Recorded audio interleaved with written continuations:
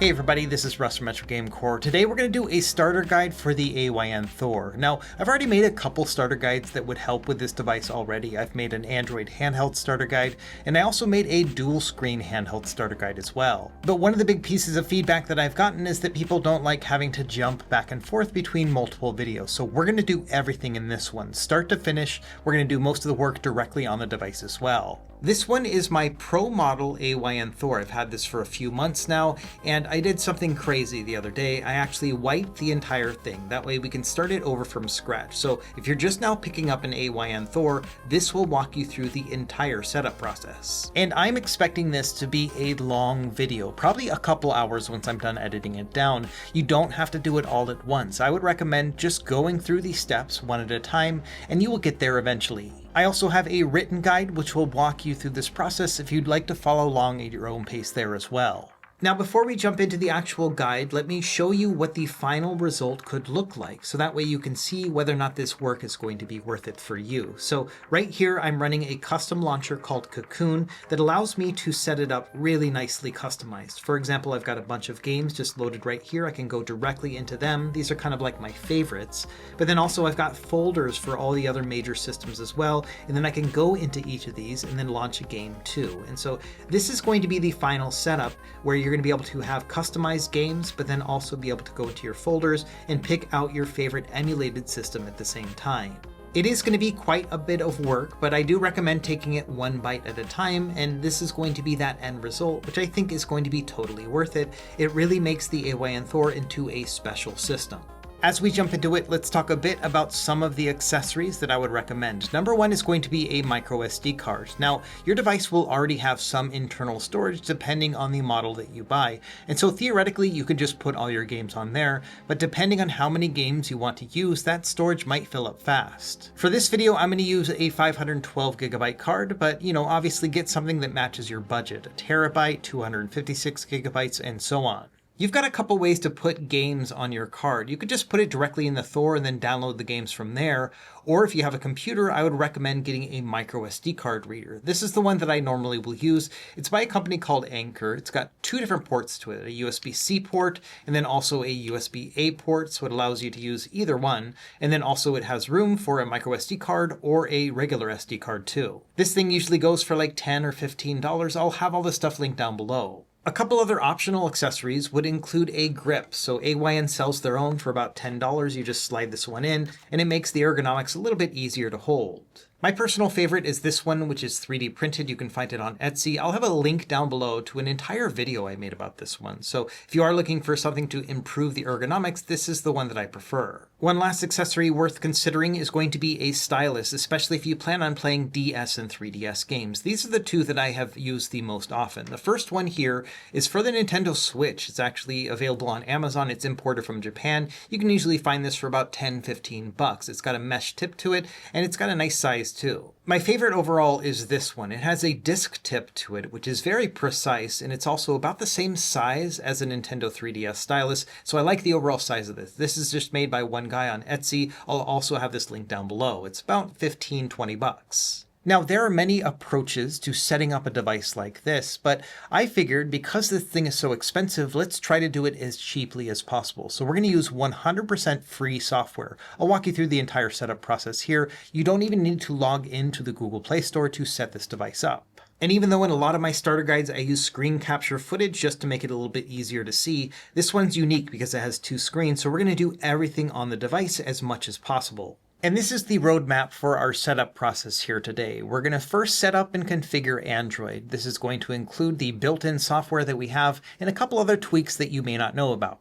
From there, we're going to add all the apps. This is going to include the emulators and other tools that we will use to improve the overall user experience. From there, we're going to add all the game files, including the system BIOS files, which are required for some systems to work properly. By far, the largest chunk of this video will be configuring each of these emulators. I'll walk you through each of them one by one for most of the major systems. Once we've got that all configured, we're then going to wrap it all together with a front end called Cocoon, which will give us a nice navigation experience. Okay, let's start at the very beginning. I'm going to assume you just turned on your device for the very first time. So let's get started. First thing is that you need to choose your language. It's going to be English by default. And then it's going to ask you to connect to the internet. So you can open up your settings right here and then find your local network and then log in. On the next page, it's going to ask you to pick your time zone. So by default, it's going to be in GMT, but you can just open up the time zone settings here and then set it to yours. Mine is Honolulu. On the next page, it's going to ask whether or not you want to use the AOSP launcher or the Thor launcher, which is their built-in front end. We're going to use the AOSP one and then use our own front end after that. So just leave it on the default. Same thing here. It's going to ask you whether or not you want the 3-button navigation or gesture navigation to swipe and close out of apps. We're going to use the gesture navigation. And really, that's about it when it comes to configuration. So it's going to ask you to press start and then it'll take you to this home page. Now, before we do anything else, let's do a system update just to make sure we're running the latest and greatest firmware. So we're going to swipe over to the left here, go into the settings, scroll all the way to the bottom, go into system, and then within here, there'll be one that says Thor OTA. From here, you can click on the check version and it'll let you know whether or not you're running the latest firmware, and I already am. So now let's orient ourselves with the Android experience right here just to understand how things are working. Now, this essentially is going to be an Android-based phone or tablet, but with controls and 2 screens on it. So if you go into the settings here, this is going to be your standard Android settings that you would find on a phone or tablet. Let's go through a couple of these things that I think are pretty fundamental. So number one, let's go into the notification section. And the thing is that this is going to be a gaming console, which means you may not want to have a bunch of notifications running back and forth. And I found the easiest way to just minimize the notifications that you would get on any other device is to go down here and then go into Do Not Disturb mode and then turn this one on. And this will just give you a cleaner experience altogether. You could always just go in and buy app and turn off notifications and whatnot, but I've always found that to be just the easiest one setting to change. Beyond that, if we scroll down a little bit more, you should find the display section. So by default, this one is going to lock the screen and close it down after 1 minute of inactivity. And I found that's just way too short for me. So generally I will just set this to 30 minutes, but you can obviously set it to something else. From there, if you scroll down a little bit more into security, you'll find that there is a screen lock option. And by default, this will usually be set to swipe, but we want to set it to none. This means that when we open up the device, we don't have to swipe it to unlock it. But of course, if you want to have more security to it, you could add a pin and everything else. We're just going to keep ours at none. If we scroll further down, you will see near the bottom one called Thor settings. This is going to have a bunch of options specific to this device. So if we go in here, you should see a bunch of different things that we can change. The first option are the equalizer settings. So you can adjust the sound profile of the device. You can turn this one on and then try out some of the presets. You can even try out by pressing play and then listen to it and then adjust it from there. And you can also make a custom one if you would like to. I found that this EQ setting right here has been the best for me, but obviously try it out for yourself and see what you think sounds the best depending on the games that you're playing and what you prefer. The next section is kind of self-explanatory. We can adjust the strength of the rumble motor. I personally like it to be the lowest, but you can also test it right here if you would like. Further down, we have the ability to change some of our charging settings. So number one is a charging limit. So if you turn this one on, the device will only charge to 80%. This is going to be great if you mostly use it plugged in. The idea behind this is that charging the device to 100% stresses the battery more than charging it to 80%. So this will help with the longevity of your device. Additionally, within here, you can change your charging speed. By default, it's going to be the faster speed, but you could slow it down by using this one too. Again, much like with the charging limit, this will improve the longevity of your device if you don't mind waiting longer for it to actually charge. Personally, I don't really mess with this stuff. I let it charge to 100% and I also keep it on the fast charge, but obviously this can be adjusted to fit your lifestyle. Another option right here is called charge separation. So what this means, if you turn it on, when you plug the device in, it's not going to charge it. It's just going to maintain the battery level, but then keep the device powered on. So if you're playing something really heavy duty, you don't want to charge the device at the same time that you're playing, then this is when you would turn it on. Further down, we've got our video output options. So the first is to change the resolution of when you plug a USB cable into something like an external monitor or a dock. So you can have it go to 4K 60 or basically anything else, or you can have it just set by default default to adaptive, which is supposed to work to whatever the resolution is of your screen. Below that, you've got some other options, like if you want to turn off these screens on the device when you plug it into an external monitor, you would turn this one off. You can have it so that it doesn't go to sleep. And then also you can choose where the sound is going to go, if you want the sound to come out of the device itself or on the TV that you plug it into. Below that, we've got a couple other more Android-based things. So for example, when you plug it in USB to your computer, do you want a notification to pop up? You can have that set here. And then also you can have it show your internet speed up above. And then a couple other things related to the controller. Number one thing right here is going to be your controller style. By default, it's going to be what they call the standard style, which means that A is confirm and B is cancel, kind of like a Nintendo Switch. But if you want to have an Xbox style, then you can change it to that, where this is going to function as the A button, this is going to function as the B button. Now, obviously, the diagrams are going to be off, but it really depends on what you prefer to press down on. Of note, when doing game streaming, by default, it's going to expect that you use the Xbox style. So if you try to stream, say, for example, an Xbox game or NVIDIA GeForce Now, and these buttons are screwed up, then you can change that right here by changing this style. Below that, we have the L2R2 mode. So this will actually show whether or not it's going to be inputted as an analog or input with the triggers. And by default, it's both, and I usually recommend that. Now, this device has a back key right here, and you can change that to be something else. If you don't want it to be the back key within Android, you can set it to something else. Generally, I don't change this at all, so I just leave it on the default. And then finally, the last big thing within these settings is that you can calibrate your joystick. If anything goes wrong with these and you're getting like false inputs, then you can go through here and do a joystick calibration. There are other things within here, but we're not going to spend too much time on them. You can register your Google services. For example, if you're going to use Netflix or Netflix games, you may have to do that in order for the device to be recognized. Further down, there's one called OLED screen protection. This is going to make a line just kind of go across your screens, and this is to prevent any sort of image retention or burn-in. And if you want to turn that off, you can, but generally I just leave that on. It's only going to show up if you leave the device idle for a certain amount of time. And this is what that anti-image retention thing looks like. And if you don't want to see this, you can just tap on the screen and it'll go away right there too. Other than that, there's some more advanced stuff, but I think that's probably enough for a starter guide. So I think that's good for the settings. Of note, there are other options that you can get to if you swipe down from the top. So this is going to give you a bunch of different options right here. You can adjust the brightness of the top display, and then you've got a bunch of other things here. Some of these are similar to what we just saw within the settings menu, like your controller style, your L2R2 mode. So these are just going to be super simple to be able to change without having to go into the actual settings. However, while we're in here, there are some other things we can change. For example, the performance profiles. You've got three right here: standard, performance, and high performance. And it really depends on the type of game that you're playing. Most stuff's going to play fine in standard, but if you're really pushing it for things like PC games or Nintendo Switch emulation, you may have to try one of the higher performance modes. When you adjust the performance modes, the fan modes are going to change as well. So this is going to give you a couple different options depending on your performance mode. There's quiet, there's smart, and sport. One handy thing you can do in the smart mode is you can go into edit and you can actually adjust the fan curve. So if you want the fans to kick in a little bit more at certain different temperatures, you can change that here. Within here is also where you can change the LED lights around your analog stick. So you can tap on this arrow, it's going to bring up your options. You can change the different colors, the brightness, the intensity. All of this can be changed right here, and you can do it for different controllers as well. So the left can be a different color than the right.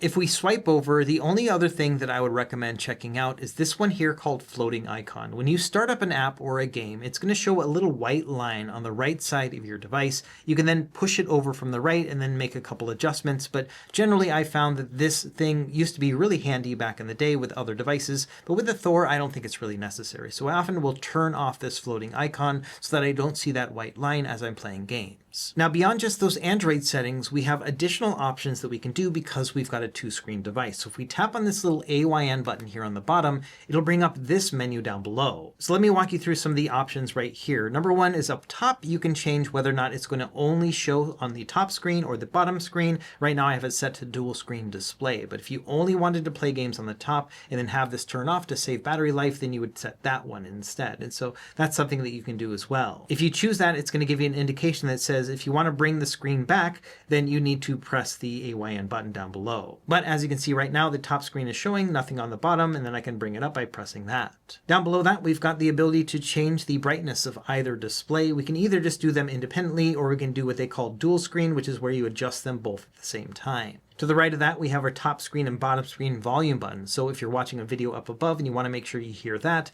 and maybe not the game down below, then you can adjust them here. Beyond that, there is one called the task. So this is going to show all the things that you've recently used if you want to use that.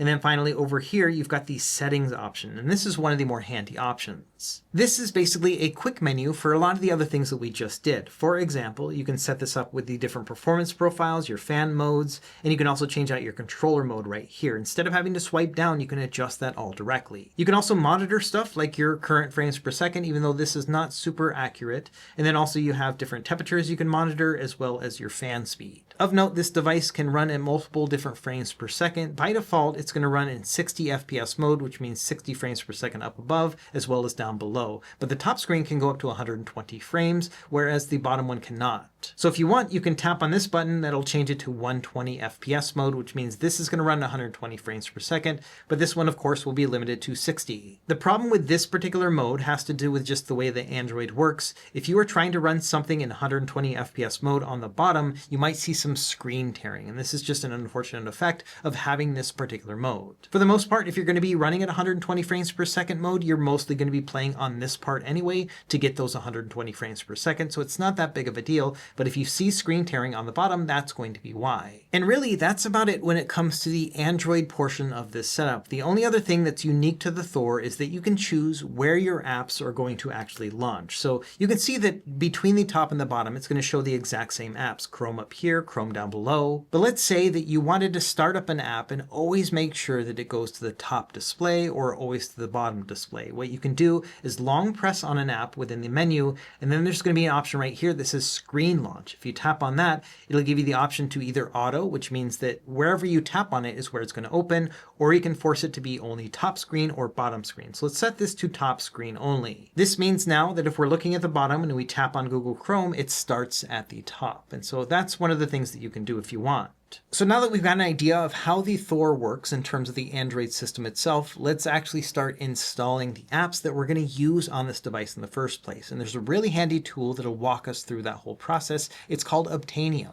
Let's start by talking about what Obtainium is, and this is a really handy app that allows you to download and install other apps directly through this interface. There's a developer in our community who actually compiles all this stuff for us. They call it the Obtainium Emulation Pack, and this is what we're going to use. We're going to do all this directly on the device, so the easiest way I found is to open up Google Chrome and then search for RJNY, and the very first result will be the Obtainium Emulation Pack. So first thing, just scroll down on the GitHub page till you get to the Getting Started section, and there's an option that says Install Obtainium with a link right here. So we're going to click on that, and that'll take you to the Obtainium page, and then we can go and find the latest release. Now, there are a bunch of different options, as you can see here. Generally, I just use the one that says App Release APK. Once you tap on that, it'll start the download process, and then just give it a minute, and it'll be done. Once you have it downloaded, let's go ahead and go back to where we were before. You can tap on the back button on the device to get back to the Obtainium Emulation Pack.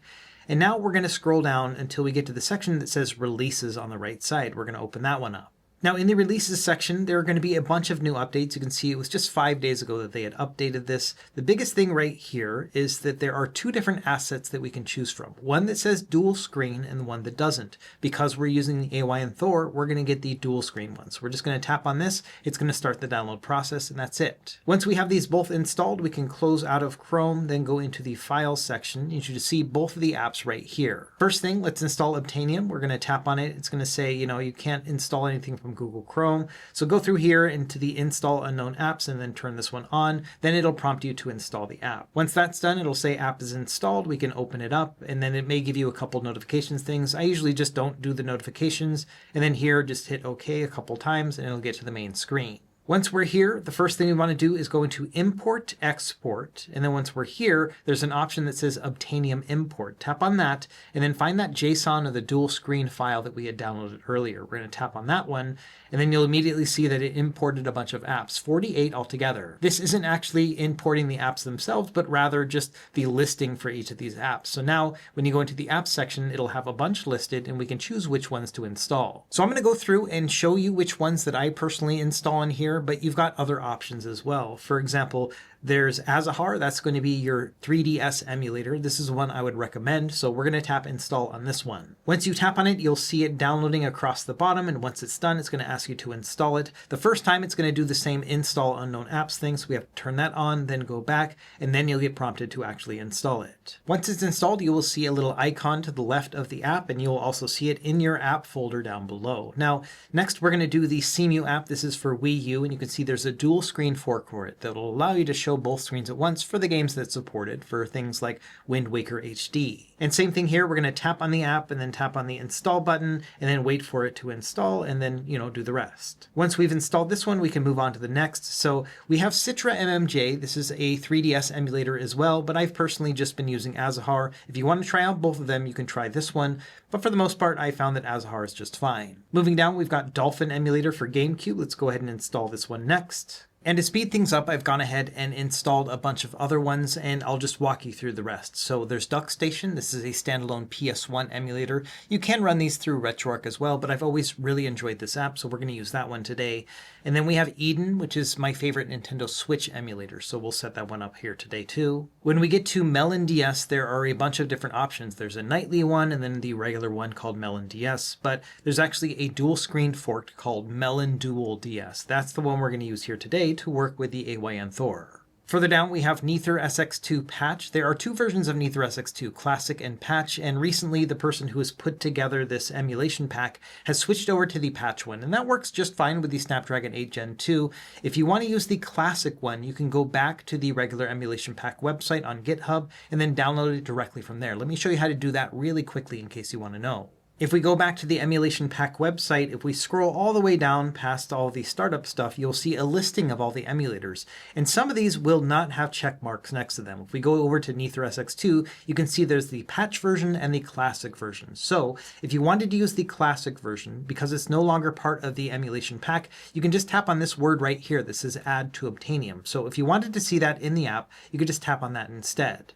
This will then import the app, and now if we go back to the menu, you'll actually see that it'll have both of them listed. Either way, that is the process to get them all up and running. If you want to add additional apps to that, they're already listed in the website, they're just not part of the actual emulation pack. Moving on, I also recommend the PSP emulator, which is right here, and then also RetroArch, obviously for all of our classic and retro games, and we'll set all those up here in this video. We also have some more experimental apps like RPCSX for PS3 gaming, Vita 3K, and X1 Box. None of these are going to play the games particularly well, but if you do want to try them out, you can try out the emulators here. The next section are for front ends. These are the apps that will wrap everything together at the end to make it easy to navigate. And these are all going to be the free options listed. We have those like Cocoon and Daijisho and Isu and Pegasus.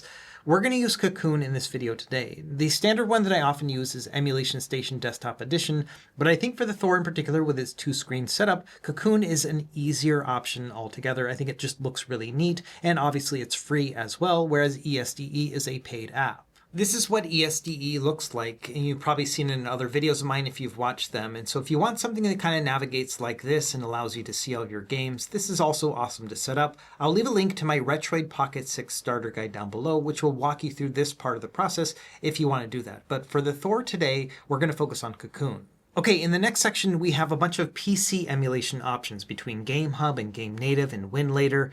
I'm going to go with GameNative here today. We're not actually going to set up GameNative today. I'll show you a little bit about how it works, but I've got a full dedicated GameNative video, which I will leave linked down below if you want to get into PC gaming on your Thor. Next up, we have streaming apps between Moonlight and Artemis. Both of these are PC streaming applications, meaning that you're going to play the game on your PC, but then actually stream it over to your device and control it from there. Between the two, I would recommend Artemis. This one has much better latency, and it also has better virtual desktop options. So this is the one I would recommend installing. I've also got a setup guide for this one, which I will leave linked down below. It's not going to be the primary focus of this particular video. There's a section called Track Only, and within here you'll have stuff like the Obtainium emulation pack or different turnip drivers. What this means is if you install them on this device, it's going to give you a notification when there's a new update. So it's up to you whether or not you want to get that notification. Personally, I just never really use those. And then finally, we've got one called Utilities. These are going to be different apps and tools that will be helpful for using your Thor. For example, here with the Bifrost one, this allows you to have more control over your LED lights, including lights that will change the color depending on what's happening on the screen. So These are a bit more advanced, but I would recommend maybe Googling these and see if any of these are something you would want to try out. I would say that the one that we are going to try out here today is called Pixel Guide Android. This one allows you to pull up different guides and FAQs on your secondary screen while playing the game up above, and that's really handy. So let's use that one here today, but I would recommend checking out some of these other ones as well, but like I said, they are a little bit more advanced. These two in particular are made for the AYN Thor. Mjolnir here will allow you to do very special things with the home button, and then the other one will allow you to do things like additional tabs and widgets and things like that. Again, a bit more advanced, but definitely worth checking out. Okay, at this point we have actually installed all of the major apps that we're going to need to set up emulation on the AYN Thor for just about every system that you can think of that works really well on Android. So in terms of installing apps, we're actually done.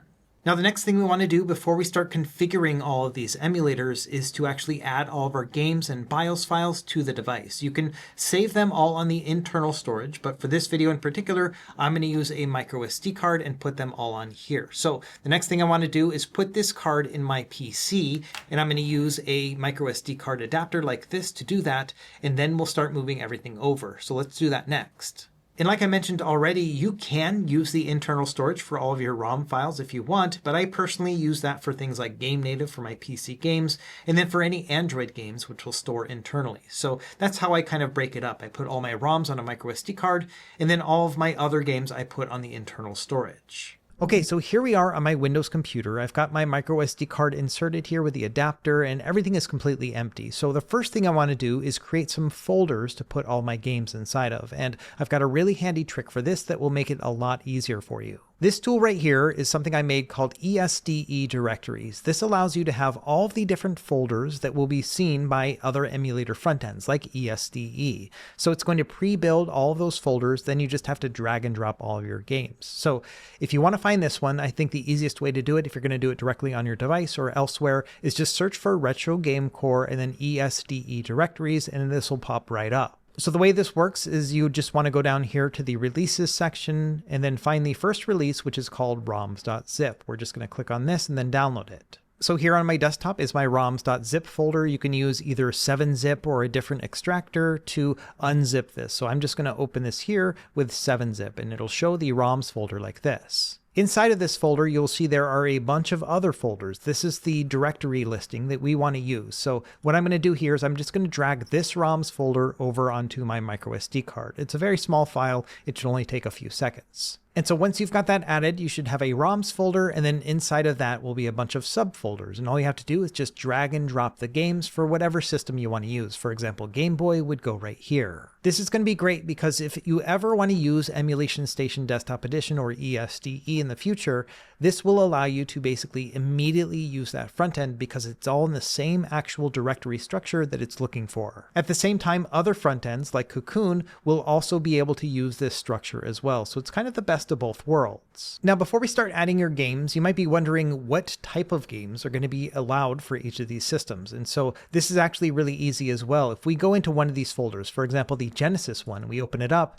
inside each of these folders will be a text file called System Info. And if we open up that text file, you'll see a section right here that will say supported file extensions. And this will let you know all the different file types that Emulation Station will recognize. And for the most part, all the emulators will recognize it as well. So this is a really handy way to make sure that you're using the right type of file for your particular system. It's also handy if you are looking at a folder name and you're not really sure what it's for. For example, this one GC, if we open that up and then go into System Info, it'll say that it's for Nintendo GameCube. So that helps with this mystery. And then also you can see all the file extensions at the same time. So really handy. So the way this is going to work is you will have all these folders. You're just going to find the game files that you want to play and then drag and drop them into the corresponding folder right here. Now, all game files are copyrighted, so I'm not going to show you where to get them or anything else like that. You're on your own to build your own ROM collection. So I'm going to assume that you already have your games to add right here. The way I do it is I have a USB drive called Emulation, and inside of that I've got a bunch of my games here. So I just have my own collection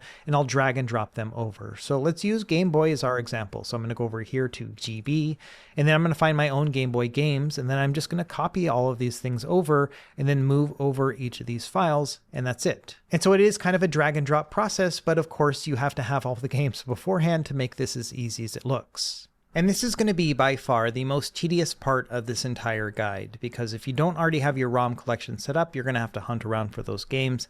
And then dragging and dropping each of these may take quite some time, especially for the larger systems that have larger file sizes. It might take quite some time to just move this all over. So just kind of think of it like a weekend project. One thing worth noting is that the Nintendo 3DS folder is called N3DS, and same thing with NDS, that's the Nintendo DS folder. These are two that get people kind of confused. Now, if you have a lot of disk-based systems, things like PS1, PS2, GameCube, Sega Saturn, and so on, then all of these file types can be compressed, most of the time into what they call CHD files. These are going to be compressed files that still have very high quality, and I would recommend doing this as well. Not something that you have to do right at the very beginning, but if you do want to have a nice curated ROM library, then compressing some of these files will save you a bunch of space. I've got a dedicated video that will walk you through this whole process. Now, beyond just adding your games to the microSD card, the next step is to add BIOS files. These are system files that are required for some consoles to work properly. On the screen, you'll see a list of a bunch of different systems that will benefit from using BIOS files. These are the most popular ones. There are some more obscure systems that require BIOS, but for the most part,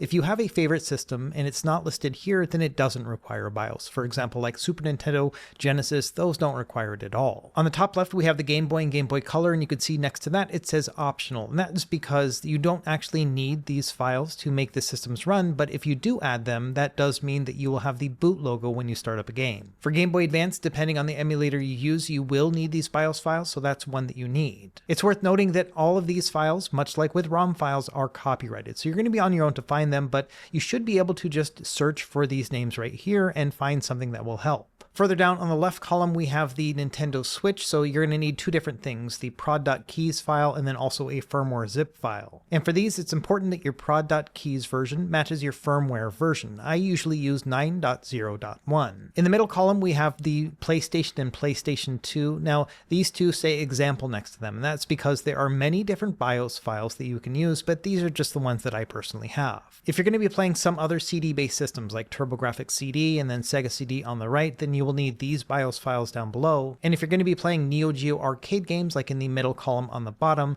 then you need to add the neogeo.zip file also to your ROM folder. That's going to make most of these emulators work. On the far right, you can see that we've got two Sega Saturn BIOS files. I recommend adding each of these. One is for US region games and the other for Japanese games. And then finally, for Dreamcast, it's worth noting that you need to make a folder called DC and then add the files inside of it. I'll show you what this all looks like in the folder section here in a second.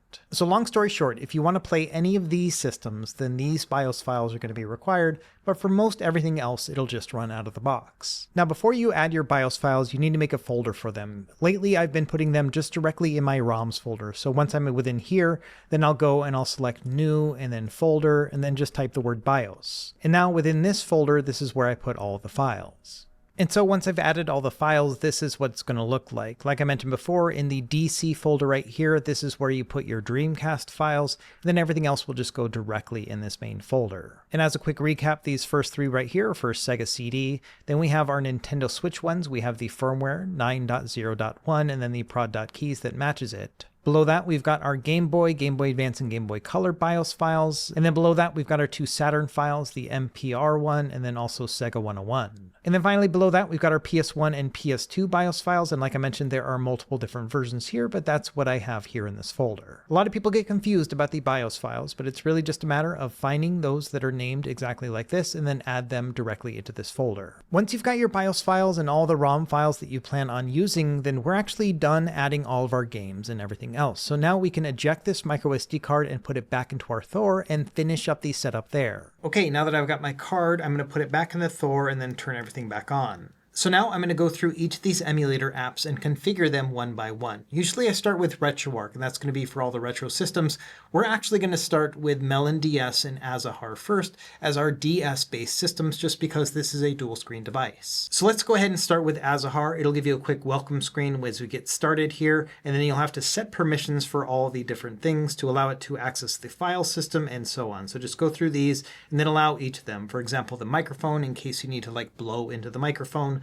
things like that. There's also a camera option, and honestly, there's no camera on the device, so it doesn't really matter what you choose. So next, it's going to ask us to choose our data folder and then also our applications, which is really just our ROM files. So for the user folder, what I usually do is I just pick the actual 3DS folder. It'll take you to this file browser, so just tap on the hamburger menu here on the left, and then pick your micro SD card, and then navigate down to ROMs, and then find N3DS. This means that once we've selected it, it's going to put another folder inside of it. It's going to include things like our configurations and our save files and things like that. So it's really handy to have it in our 3DS folder. This means that if you use the same card in a different device, you'll have the same configurations and save files. So we're going to allow access right here, and that should be it. After you've selected your user file, it's going to ask for your applications folder. This is going to be that 3DS folder that we've already selected before, so super easy for this one, just allow. And after that, you're basically done, and we can hit continue now, and you'll see all of your games pop up, whatever you've already added to your 3DS folder. Now, before we get started actually playing the games, let's do some configurations here. We're going to tap on this little options menu right here. We've got a bunch of things to choose from. Let's go into settings first. Once you're in here, the first thing you want to do is adjust the gamepad. They've got the option to auto map a controller now, so you can just select that. It's going to ask you to press whatever button is originally shown there. And once you've done that, it should map out everything else for your controller, which is really handy. Now, scrolling down further, we have what they call hotkeys. These are special keys that will do different things within the emulator if we use a combination. Now,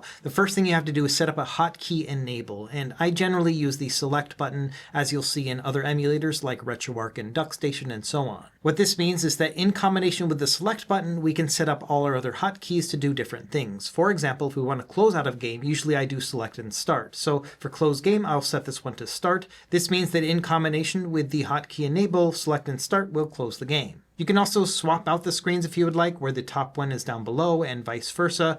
I don't think that's really necessary with a 2DS setup like we have right here. Same thing with cycle layouts. That'll give you different layouts to work with, but honestly, because we have a 2-screen device, we don't really need to mess with it. Now, under quick save and quick load, I do like to use these. What I usually do for quick save is going to be R1, and then quick load is L1. That means I can press select an R1 to save a game at any time, and select an L1 to load it up at any time as well. And then finally, the last one is the turbo speed. This is like fast forward, so I like to set this one to R2. That means I can press select and R2 to make the game run a little bit faster, for example, within a cutscene. And that's really about it when it comes to the gamepad, so let's go now into the graphics section. Under the graphics API, I usually will change this to the Vulkan backend instead of OpenGL. This one tends to run a little bit better. Another thing I like to do is set up asynchronous shader compilation. That means that you won't get as much stuttering, which I think is important. You can also change out the resolution, so this is going to be upscaling your games. I generally do a 4x resolution. That seems to look the best on these particular screens. Another one I like to turn on is this one, Disable Right Eye Render. This often will make the games run a little bit more smoothly. So if you get any flickering, then you would want to turn this off with any particular game. And really, that's about it for the graphics setting. Everything else has been set up by default in a good way. Next, let's go into the layout section. So for here, because we have a 2-screen device, we want to set it up so the top screen takes up the whole thing, and then down below we have the bottom screen. So to do that, under Landscape Screen Layout, change this to be the single screen like this. This means that by default, it's just going to show your top screen, and that's going to be fine. Now go down a bit more to the Secondary Display Screen Layout. Click on that, and then select Bottom Screen. That means top screen up top, bottom screen down below. Finally, if you keep going down, there will be a performance overlay option. So within here, you can turn this on. It will show like your frames per second and things like that.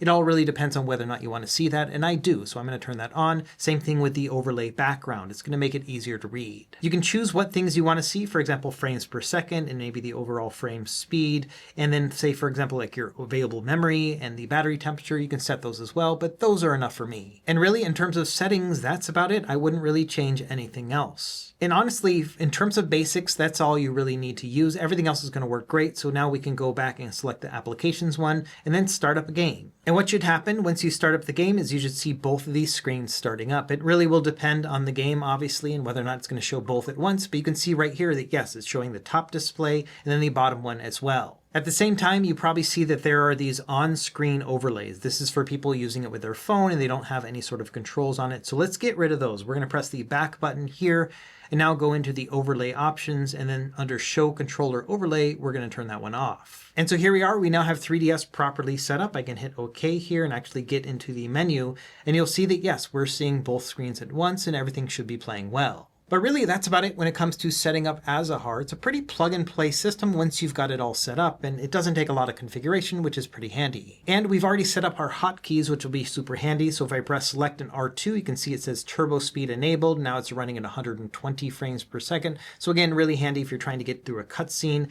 And then you can do things like select an R1 for a save state, select an L1 to load that save state, and then of course select and start to close out of the game, which will be really handy once we have this set up with a front end. So at this point, we're basically done with 3DS. Let's move on to do MelonDS for Nintendo DS. So it's a very similar setup process. First thing, you have to set up a ROM directory. So we're going to tap on this, then go back into our microSD card, find ROMs, and then scroll down until you find the NDS folder. Once you have that, just select use this folder and allow, and then your game should populate right here. Next, we want to tap on this little hamburger icon right here and then go into settings, and we've got a few things that we can change. First thing, I would go into the video section and under renderer, change this from software to OpenGL. If we use OpenGL, it'll allow us to increase the resolution. So again, we can upscale. Let's do a 4x resolution upscale. You can go higher if you want to go 5 or 6, but in general, I found that 4 looks the best and gives me the best performance. You also have the ability to use a filter, which is like a shader, and so this will allow you to, for example, with the LCD one, to give it an LCD grid look. It's all up to you and what you like. Just bear in mind that the LCD one, even though it looks very nice, it does make the screen darker. Personally, I'm not going to use any of these, so I'm going to cancel here, and let's go into the dual screen preset. So first thing, it's going to ask you, how do you want to have it set up? And for the Thor in particular, you want to use the middle option, the one that says internal top, external bottom. Below that, you have the ability to keep it at the regular Nintendo DS aspect ratio, which is what I would recommend. And then below that, we have the vertical alignment option. So this is going to be important because these screens, again, don't match up perfectly to the Nintendo DS. When it comes to the top screen, it'll be fine. It just means you're going to have black borders on the left and right. But like we saw with the 3DS, there's going to be borders at the top and bottom. And this allows you to choose how it's all going to be set up. Here's a look at the default setup where you have the screen right here perfectly centered, but then down below, because it's a taller screen, you can either have it go closer to the top or you could center it or make it closer to the bottom. It's all going to be up to you if you want to have the screens right next to each other or if you'd rather have a little bit of a gap like it is on the Nintendo 3DS. It's all up to you. So if you want to have the screen at the top like we just saw with Mario Kart DS, then just leave it at the default. But if you want to change it, you can turn this one on and then set it to center so that it will match 3DS. It's all going to be up to you. Another thing you can do is the fill area options. If we turn this one on, then what we can do under here, under external screen, for example, we can turn this on and then set it to height. This means that it's going to stretch it in the height, which will fill out the entire display. And so here you can see that it's now stretching out that top screen so that there's no black borders. It's all really going to be up to you and whether or not you want to see something like that. It obviously is not the true aspect ratio, but it really depends on whether or not you prefer one or the other. For this example, I'm not going to stretch it, so I'm going to turn this part off. I'm going to hit OK here, and then under vertical alignment, I am going to set it to center. So I'm going to have a little bit of black border at the top and bottom, but I can personally live with it. It's going to look the same as it does on 3DS. And now underneath that, we've got the ability to show our frames per second if you do want to see them, for example, on the top left or the top right, and so on. And that's about it when it comes to video settings. So let's move on and now talk a little bit about the input. So first thing, let's go into the key mapping here. And by default, it should already actually be set up, which is really handy. If you want to double check this, you can tap on one of the buttons and then press the button that corresponds to it to make sure that it all works. Down below that, we have some hotkeys. It's not the same as 3DS, so we don't have a hotkey enable. It's just going to be a single button. So for fast forward, I usually just set this to R2 since that's not actually being used in the DS system. And so that way I can just tap R2 to toggle fast forward on and off. For quick save and quick load, we're already going to be using L1 and R1. And so what I do is use the L3 and R3 buttons. So quick save is going to be R3, clicking on that thumbstick, and then quick load, same thing, but with L3. The only other thing I would recommend changing within input is going to be soft input behavior. By default, it's going to hide the buttons when the controller is connected, but it's still going to show a couple hotkeys like fast forward and things like that we don't really need. And so I'm going to set it to always invisible to give us a cleaner look. And that's really it when it comes to inputs. So let's go back now into retro achievements. So this is kind of like PlayStation trophies or Xbox achievements, but for retro games. You have to go to retroachievements.org to sign up with a username and password, completely free, and then you would add it here. And once you've logged in, it'll give you a couple additional options down here. I wouldn't really recommend messing with any of these. The defaults are just fine. So that's all you really need for retro achievements. And really, that's about it when it comes to settings. So let's go ahead and back out here and start up a game and see how it all looks. First thing you'll see is that the retro achievements will pop up if you've signed in already.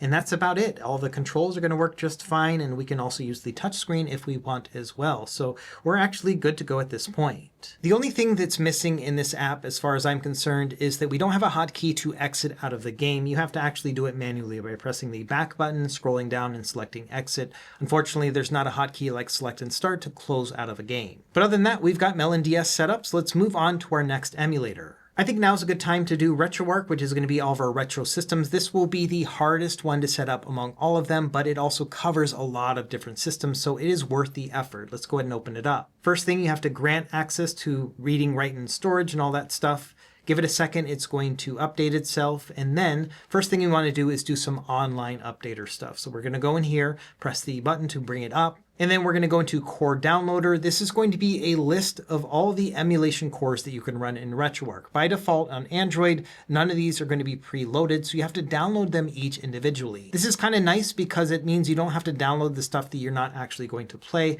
so you can just kind of navigate through and decide what you're going to be playing. For example, I know that I will be using the Final Burn Neo core right here for my arcade and Neo Geo games, so I'm going to select that one and then let it download. We can also scroll down a bit more. If you've got other arcade cores that you're using, just go ahead and download them. For example, MAME 2003 Plus is one that I often use as well, so that's one of my recommendations. From there, you can just kind of keep going down. It's going to list the name of the company first and then the system. So all the Atari systems and so on and so forth. I'm just going to scroll down until we get to Nintendo because that's the other one that I've set up here, at least alphabetically. There are a bunch of 3DS and DS cores right here, but I don't recommend using them with the Thor because they don't have two-screen support. So that's why we set up Azahar as well as MelonDS. So we don't have to worry about those. So let's go to Game Boy and Game Boy Color first. I use the Gambate core, so I'm going to download that one. When it comes to Game Boy Advance, I like the MGBA one, so I'm going to use that. And then next for NES, I like to use the Nestopia one, but all of these are pretty great. Further down, we have our Nintendo 64 cores. I'm going to download all three of these options right here, even though the GLES3 one is the one we're going to actually use. For Super Nintendo, we've got a bunch of different options here. You've got BSNES, which is a very accurate core, but it's also quite demanding, but it'll work on the Thor. Personally, I just use SNES 9X, which is this one right here.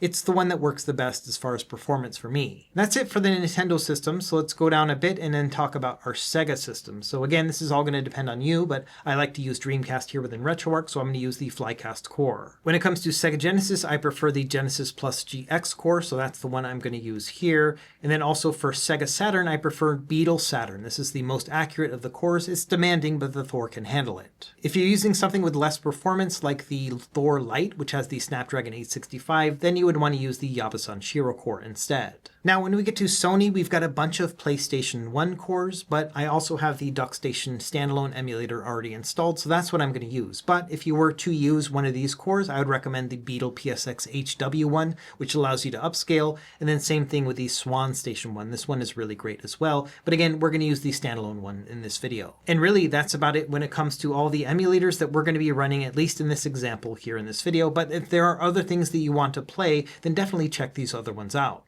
Now that we've got those installed, let's hit the back button here and go back into the regular online updater section. And what I usually like to do here is go down until we get to the update section right here, and then update each of these, like the core info files, and then the assets, and then so on. Some of these will take longer to download and extract. For example, the cheats one can take quite some time. Finally, at the bottom, there will be one that says Update GLSL Shaders. We're going to go and update those shaders really quickly, and that's really it when it comes to the online updater. The next thing we want to do is change the video backend. By default, it's going to be using OpenGL in RetroArch, but I prefer to use Vulkan. That allows us to use slang shaders, which are much more advanced. Now, GLSL shaders will still work pretty well, and they are also going to be required for certain emulator cores, which is why we updated them. So let me show you how to set up the Vulkan backend. We're going to hit the back button here till we get back to the main menu, then press over a couple times to get to the settings menu. Now go down to video and then find the output option right here at the top, and then select for video from GL or OpenGL over to Vulkan instead. In order for it to actually reset, we have to close out of RetroArch. So we're going to go back into the main menu, go down to the bottom and select quit. Once you've done that, you can reopen the app. And now go back into the online updater, go to the very bottom, and now it says update Slang shaders. So we're going to select that one now, allow it to download, and then extract. So now at this point, we've got RetroArch up and running and with the latest versions that we need. So now we're going to do some configuration. But before that, I'm going to change how this looks just to make it a little bit easier to navigate. So we're going to press the back button here, go back into settings now by tabbing over twice. And now we're going to go down into the drivers section, and under menu drivers, instead of having GLUI, we're going to change it to XNB, which is my preferred theme overall for using RetroArch, especially during tutorials, just because it's a little bit easier to navigate. So I'm going to change it to XNB right here. And then again, we have to close out of RetroArch. So we're going to hit quit, and then we're going to open it up again. And now you'll see that it kind of looks like a PlayStation 3. So this is pretty easy to navigate. And to me, it makes a lot more sense. This is the main menu. These are our settings and so on. Now, unfortunately, the text is harder to read here, so we're going to change that first. We're going to go into user interface right here, and under appearance, you can see under scale factor, it says 0.75x. I'm going to change this all the way up to like 1.25x. So it's going to cut off a couple of these words, but it's going to make it easier to see on video. Obviously, adjust this to whatever makes the most sense to you. Once we have that, we're going to hit back a couple times, and now we're going to get back into the main menu again. So now I'm going to tab over into the settings menu, and I'm just going to go through these one by one for all the things that are most essential when setting up the Thor. Under user interface, there isn't really that much to do other than obviously changing the font like we did. But one thing I do like to do is under on-screen notifications and notification visibility, you can turn on the frame rate if you want to see how many frames per second are running at any given time. In case you're running into performance issues, that's where you can set this up. So I'm going to leave that one on for now, but obviously you don't have to use that if you don't want to. Now let's go back in user interface. We don't really have much more to do. Same thing with under video. There's not a lot to change. The first major one is going to be under input. Now within here, you have the RetroPad binds, which is going to be all the controls that are already mapped, and they actually have already been mapped up really nicely here in RetroArch, so we don't have to change anything. Instead, what we want to do is go down into hotkeys and make some of these adjustments like we did with Azahar. So first is the hotkey enable button, which again, I like to set for the select button. For RetroArch, you have to press and hold the button for a couple seconds for it actually to be configured. Next, down below, I'm going to go down to the menu toggle option, and this one I'm going to change to the X button. That means if I press select and X, that's going to open up the RetroArch menu while I'm playing a game. So I'm going to select that one, then press and hold X for a couple seconds. For the quit option, I'm going to make it the start button, so that way I press select and start to quit out of RetroArch and then take me back to my front end. Next, under fast forward toggle, I like to set this one to R2, so I'm going to press and hold that one. And then I'm going to scroll down quite a bit to the load state and save state. These are probably the major ones you're going to mess with. So for load state, I like to make this one L1, just like we did with Azahar, and save state is going to be R1. This means I can press select an R1 to save a game and select an L1 to load it, just like we had with the other emulator. Other than that, there are a bunch of other options, and it can really be configured however you like, but it's all going to be up to you. The only other one that I really ever mess with is the ability to set up my show FPS. So I can set this one to the Y button, so I can press select and Y to toggle the frames per second on and off as I'm playing. One other one you might want to change is the run ahead option. So this essentially will make it so it has reduced input latency as you're playing a game. And generally I set this to the right on the D-pad. So what I'll do is I'll press this, then right on the D-pad. And so anytime I'm playing a game, if I press select and right, it's going to toggle on or off run ahead, which will make the games run just a little bit zippier. And the Snapdragon 8 Gen 2 that's in this device is going to run really great, even with run ahead on. There might be some systems like Sega Saturn that'll get quite bogged down with this turned on, so it is one of those things that you may want to toggle on or off depending on the game you're playing.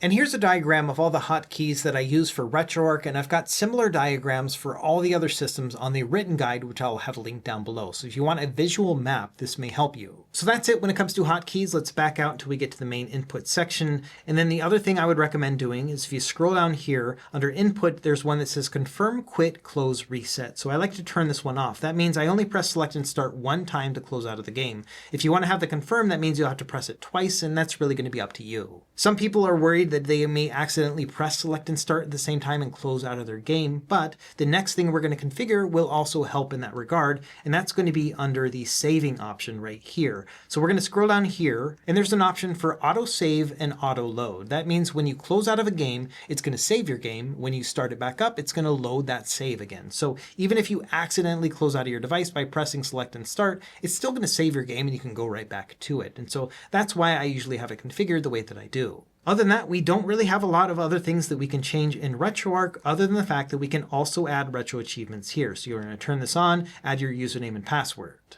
Once you've got those added, then I would recommend going down here and turning off hardcore mode. If you have hardcore mode turned on, you can't do things like saving a state or loading a state. So this is one of the things that I do recommend changing in the RetroArch achievement settings. Now let's back out to the main menu again, and the only other thing we have to do is change out our directory to point it to our BIOS file that we set up before. So we're going to select this one, then under System/BIOS, we're going to choose that. And now what you want to do is find the actual folder. You're going to press parent directory. You're going to do this a few times until you get to this option right here under storage that has just a bunch of numbers. And this is going to be your micro SD card. So we're going to select that one, and then we're going to navigate to our BIOS folder. So we're going to go down into ROMs. And then once you get into the ROMs folder, scroll down until you get to the BIOS folder. And then once you're here, just press the button here and then select use this directory, and that's all you have to do. And at this point, we've actually set up RetroArch as far as the back end. And so we're going to back out here and then go down into configuration file, save current configuration, just to make sure that all that work we just did is properly saved. And that's it. We will come back to this later once we have a front end set up. So now we're just going to quit out and let's pick another emulator setup. This time we're going to do Eden for Nintendo Switch. The setup for this one is kind of similar to 3DS. It's pretty easy to set up. First thing, it's going to ask you for allowing notifications. And so you can turn this one on if you would like. This is handy because if there's an update to Eden, it'll give you a notification to let you know that you can install it right then and there. Next, it's going to ask for our emulator data. This is going to be our BIOS files as well as our ROM folder. So under keys, we're going to tap on this and then go into our BIOS folder, which is where we put our prod.keys file. So I'm going to go into ROMs, then into BIOS, and then I'm going to find the one that's called prod.keys. I'm going to tap on that, and that's good. It says it's successfully installed. Same thing with firmware. So this is going to have that firmware file that we downloaded earlier. So I'm going to tap on that one and then install that right now. This will take a little bit longer, but once it's done, it'll say that it's imported successfully. And next we just need to point it to our Switch ROMs folder. So I'm going to go back into the ROMs folder, find the Switch folder, and then open that.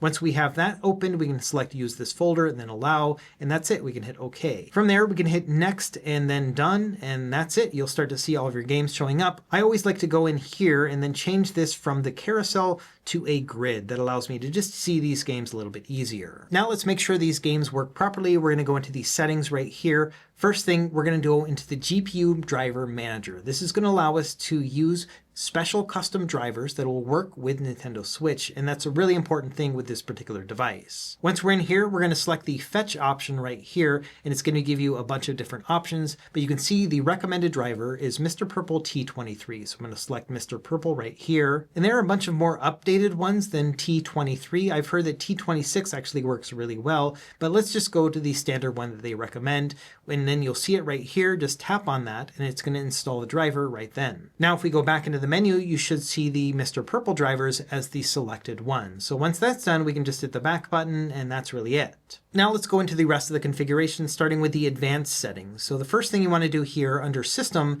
is there's the ability to turn it into docked mode. This means that for some games it'll run at 1080p or 60 frames per second, and the Thor does have enough power with the Snapdragon 8 Gen 2 to be able to play most games in docked mode. So I usually turn this one on by default. Other than that, I don't really mess with the other settings, and so let's go into the performance overlay. This is going to show you like the stats up above, for example, your frames per second and so on. Again, it all is going to be up to you and whether or not you want to see it, so you can turn this one on or off. You can also turn on the overlay background to make it a little bit easier to see, and that's really about all I end up changing. There's also the device overlay, so it'll give you information about your device, specifically like, that it's running with the Thor and, whatever drivers you're running and things like that. You can turn this one off and you can set this up as you would like as well. I'm just going to leave it at the default so you can see what it looks like. From there, there's an input overlay, which will show you the screens on board, and we can just turn that off because we don't need to worry about it because we have our own controls, which we're going to set up here in a moment. Other than that, there's not really much to change within the advanced settings, so let's go back here, and now let's go into controls. First, we're going to select Player 1, and then under this Auto Map a Controller, we're going to select our controller. And even though it does set up all of our buttons, I always like to go through and make sure my A, B, X, Y is correct because sometimes they'll get swapped. So if I press A,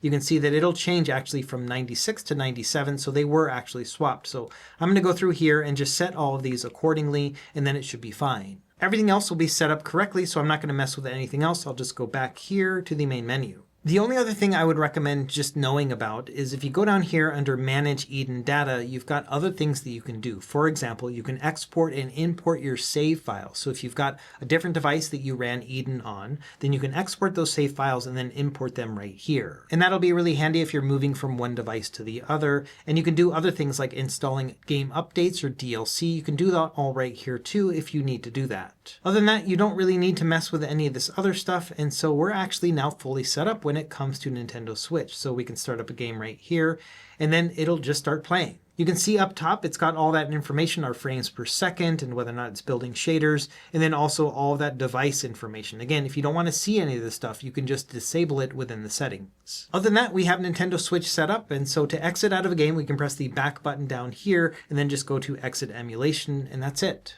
The hardest part of Eden is going to be finding the games and loading them all up, but as you can see right here, yeah, I've actually got it working pretty well. Sticking with Nintendo, let's do Cemu next, which is for Wii U, and we'll also set it up for dual screen gameplay. Before we set this one up, I think it's time to download those Mr. Purple drivers that we just got from Eden now that we understand what they are. So what we're going to do here is go into Chrome, and we're just going to search for the words Mr. Purple Turnip. And the first result you will find is the Mr. Purple Turnip driver. So we're going to tap on this. It's going to be a GitHub page right here. And this will give us all the different releases. Now, I mentioned that T26 people are saying is working really well, but Eden recommended T23. So let's just do the T23 one right here. So we're going to scroll down till we find it under Assets, and then just tap on this zip file and it's going to download right here. Now that we have this downloaded, other apps like Cemu, which do allow us to use these graphics drivers, we'll be able to access them, unlike Eden, which just is able to pull them directly within the app, which is a really handy thing. So now let's open up Cemu and actually set this one up. So we're going to go into the top right here and go into Settings. And under General Settings, we're going to select Add a Game Path. This is going to be where our Wii U games are hosted. So I'm going to press the plus button. I'm going to go into the micro SD card, and then I'm going to go into ROMs and then Wii U. I've only added a few games, so I'm just going to select this and then allow, and then that should be it. We're going to press back here, and then everything else should be okay. Let's now go into the input settings, and under input overlay settings, just make sure this one is turned off. We don't want to see the controls on the screen. Now under controller 1, we're going to set this from enabled over to the Wii U gamepad. Once you select that, it's going to say set up all inputs. We're going to select that and then hit Xbox wireless controller, and then all this should work, but we want to make sure that all the buttons are working accordingly. And much like with Nintendo Switch, all the A, B, X, Y were swapped, so I'm going to map those, but everything else should be fine. A lot of this is happening because in the controller style, I have it set up for Xbox. That way when I'm doing game streaming and stuff like that, it's going to work naturally. And so that's why some of these patterns are going to be a little bit off. Anyway, that's all you really have to do for setting up the inputs here, and so that's good. For graphics and audio settings, you don't really have to change anything, but under overlay settings, if you want to see the frames per second, you can turn that on as well. So let's make it in the top right.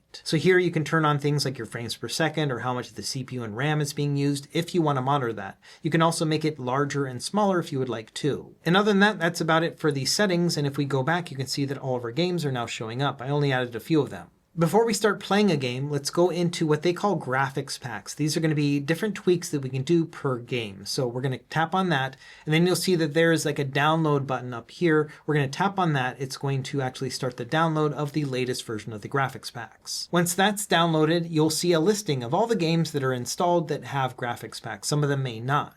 Now you can choose a game and then make whatever changes are available. For example, with Mario Tennis, I can change out the resolution. By default, it's going to be 720p, but I could upscale that to 1080p if I want it. It's all really going to be up to you and what you want to adjust it to. I'm just going to leave it at the default for now, but yes, you could play it at 1920 by 1080 if you wanted. Same thing with like Shovel Knight, for example, it has the same option where by default it's 1080p, so we don't really have to mess with it at all. Next, let's go into Wind Waker HD. So this one has a bit more options. Under enhancements, one of the things I like to do is make it a little bit more contrasty. So I turn this one on, and then I usually will set it to something else like GameCube style. For example, I like the look of that one, so I'm going to use that. The other ones I don't really mess with. Sometimes I will turn on the No SSAO, which is going to make it a little bit less blurry in the shadows. Under graphics, it's already going to be at 1080p by default, so I'm not going to mess with that. But under the workarounds, I do always go into the FPS slowdown, and then I turn this one on. And that's really about it. It's all going to depend per game. And some of these may be helpful, some of them may not, but I think it's always worth checking them out depending on the games that you're running. So now that we have this set up, let's go ahead and start up a game and then talk about how this is all going to work. By default, it's just going to play on the top screen.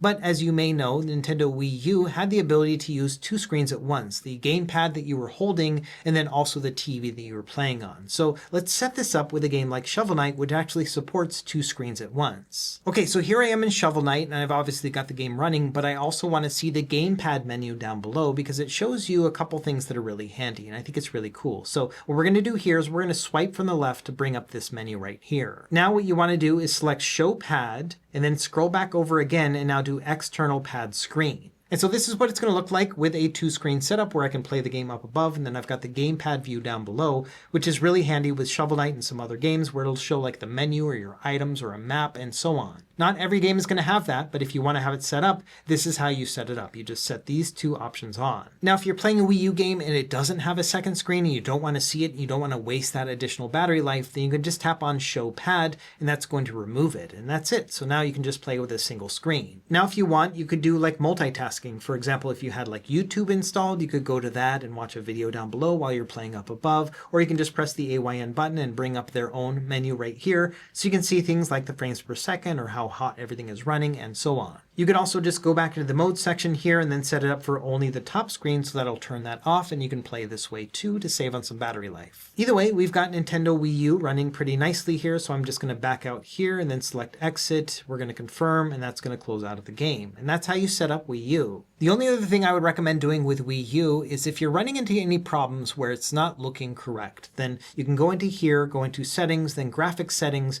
and then under custom drivers, you can select the plus button here, navigate to your downloads folder, and those Mr. Purple drivers that we installed earlier, you can just load them up right here, and then try those ones out instead and see if that improves the gameplay. Otherwise, Nintendo Wii U is now set up. This is still a pretty early emulator, so you're probably going to run into bugs depending on the game that you're running, but that's how you would get it set up. Okay, our last Nintendo system is going to be Dolphin. This is going to be for GameCube and Wii. When you first start it up, it's going to ask you, do you want to report your usage to the developers? Usually I say no, but it's all up to you. First thing, we want to add our games. So we're going to tap on the Add Games here, then navigate to your microSD card, then to ROMs, and then find the GC folder, which is your GameCube folder. And then if you've got games added, just select that and then allow, and then they should show up here. And if you're connected to the internet, it will also start to download the box art, which is really handy. If you have Wii games, we can add those as well. So let's tap on Add Games again, go back to our ROMs folder, then all the way down to the Wii section, select that, use this folder and allow. And now in the Wii tab, you should start to see these games pop up. Once we've got the games added, let's go ahead and configure everything. So we're going to go into the settings cog here under config. In general, you can see that by default, it'll have dual core turned on, which is great. And then enable cheats, we want to turn that one on in case you want to use those later. And then also enable save states. The other thing I would recommend doing under fallback region, I usually change this to NTSC-U. That means that the game is going to, by default, play at 60 frames per second. Other than that, there's not a lot that we want to change within config other than retro achievements. If you want to play these, you can turn that on and then log in just like we did on the other emulators. Like with RetroArch, it's going to have hardcore mode turned on by default. I like to turn this off by default, but I found that sometimes I have to toggle it twice just to make sure it actually sticks. Other than that, within the config settings, there's not a lot of other things that I changed. So let's go back now and go into graphics settings. By default, it's going to be set to the OpenGL backend, and I usually just leave this on OpenGL just because the chip in the Thor is so powerful that it's going to work really well, and this is going to be the most accurate of the video backends, and so this will give me the least amount of issues. If a game is not running at full speed, then often I will change this to Vulkan and see how it runs. I'll show you how to do per game changes here in a moment, but for now, this should be fine.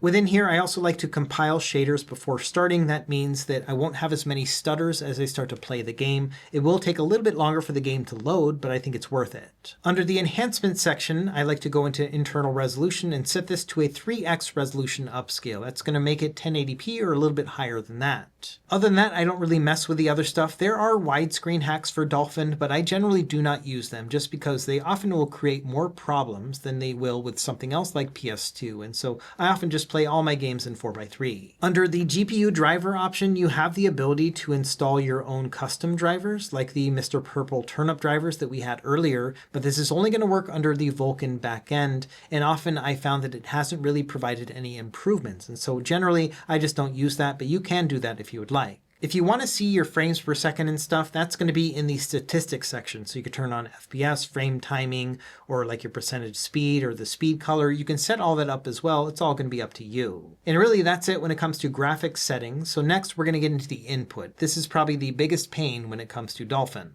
What makes GameCube tricky is the button layout of these face buttons because it's very unconventional. You can see the A button's in the center, B button on the right, then X button and Y, and that doesn't really line up to a modern control scheme. So what I usually do when it comes to setting up GameCube input is that I make this button the A button, this one right here, and then I make the B button, because it's a bit on the left, I make that one this one right here. Then I make the X button on this side and then the Y button above. Because, you know, when you look at the GameCube controller, it's kind of like the other buttons are encircling the A button. And so I try to do something very similar right here, where A is the primary button. Everything else kind of makes sense, where we have our right analog stick and our left analog stick and our triggers and our Z button, and we'll set all those up accordingly, but that's why we're going to map them the way that we do here in a moment. Again, I've got a diagram for this and the other ones in the written guide if you are a more visual learner. So here in the GameCube input, under the GameCube controller, tap on that cog wheel. It's going to bring up these options right here. We're just going to go down and start mapping the buttons. So the A button is going to be this bottom one, B button is going to be on the left, X button on the right, and Y button up top. For the Z button, I set this one to the R1 button because that's the similar location of the one on the actual controller. The GameCube controller did not have a select button, so we just need to map the start button and that's it. The control stick is our left analog stick, so we just need to map these accordingly, just up, down, left, and right. And then as you scroll down, you'll find the C stick, that's our right analog stick. So we're just going to do again here, up, down, left, and right. Now the triggers can be a little bit tricky because we have L and R, then L and R analog, but it's going to be the same button. So for L, we're just going to press L2 for each of these. So all I'm going to do here is just tap on that, then press L2, and then same thing with L analog.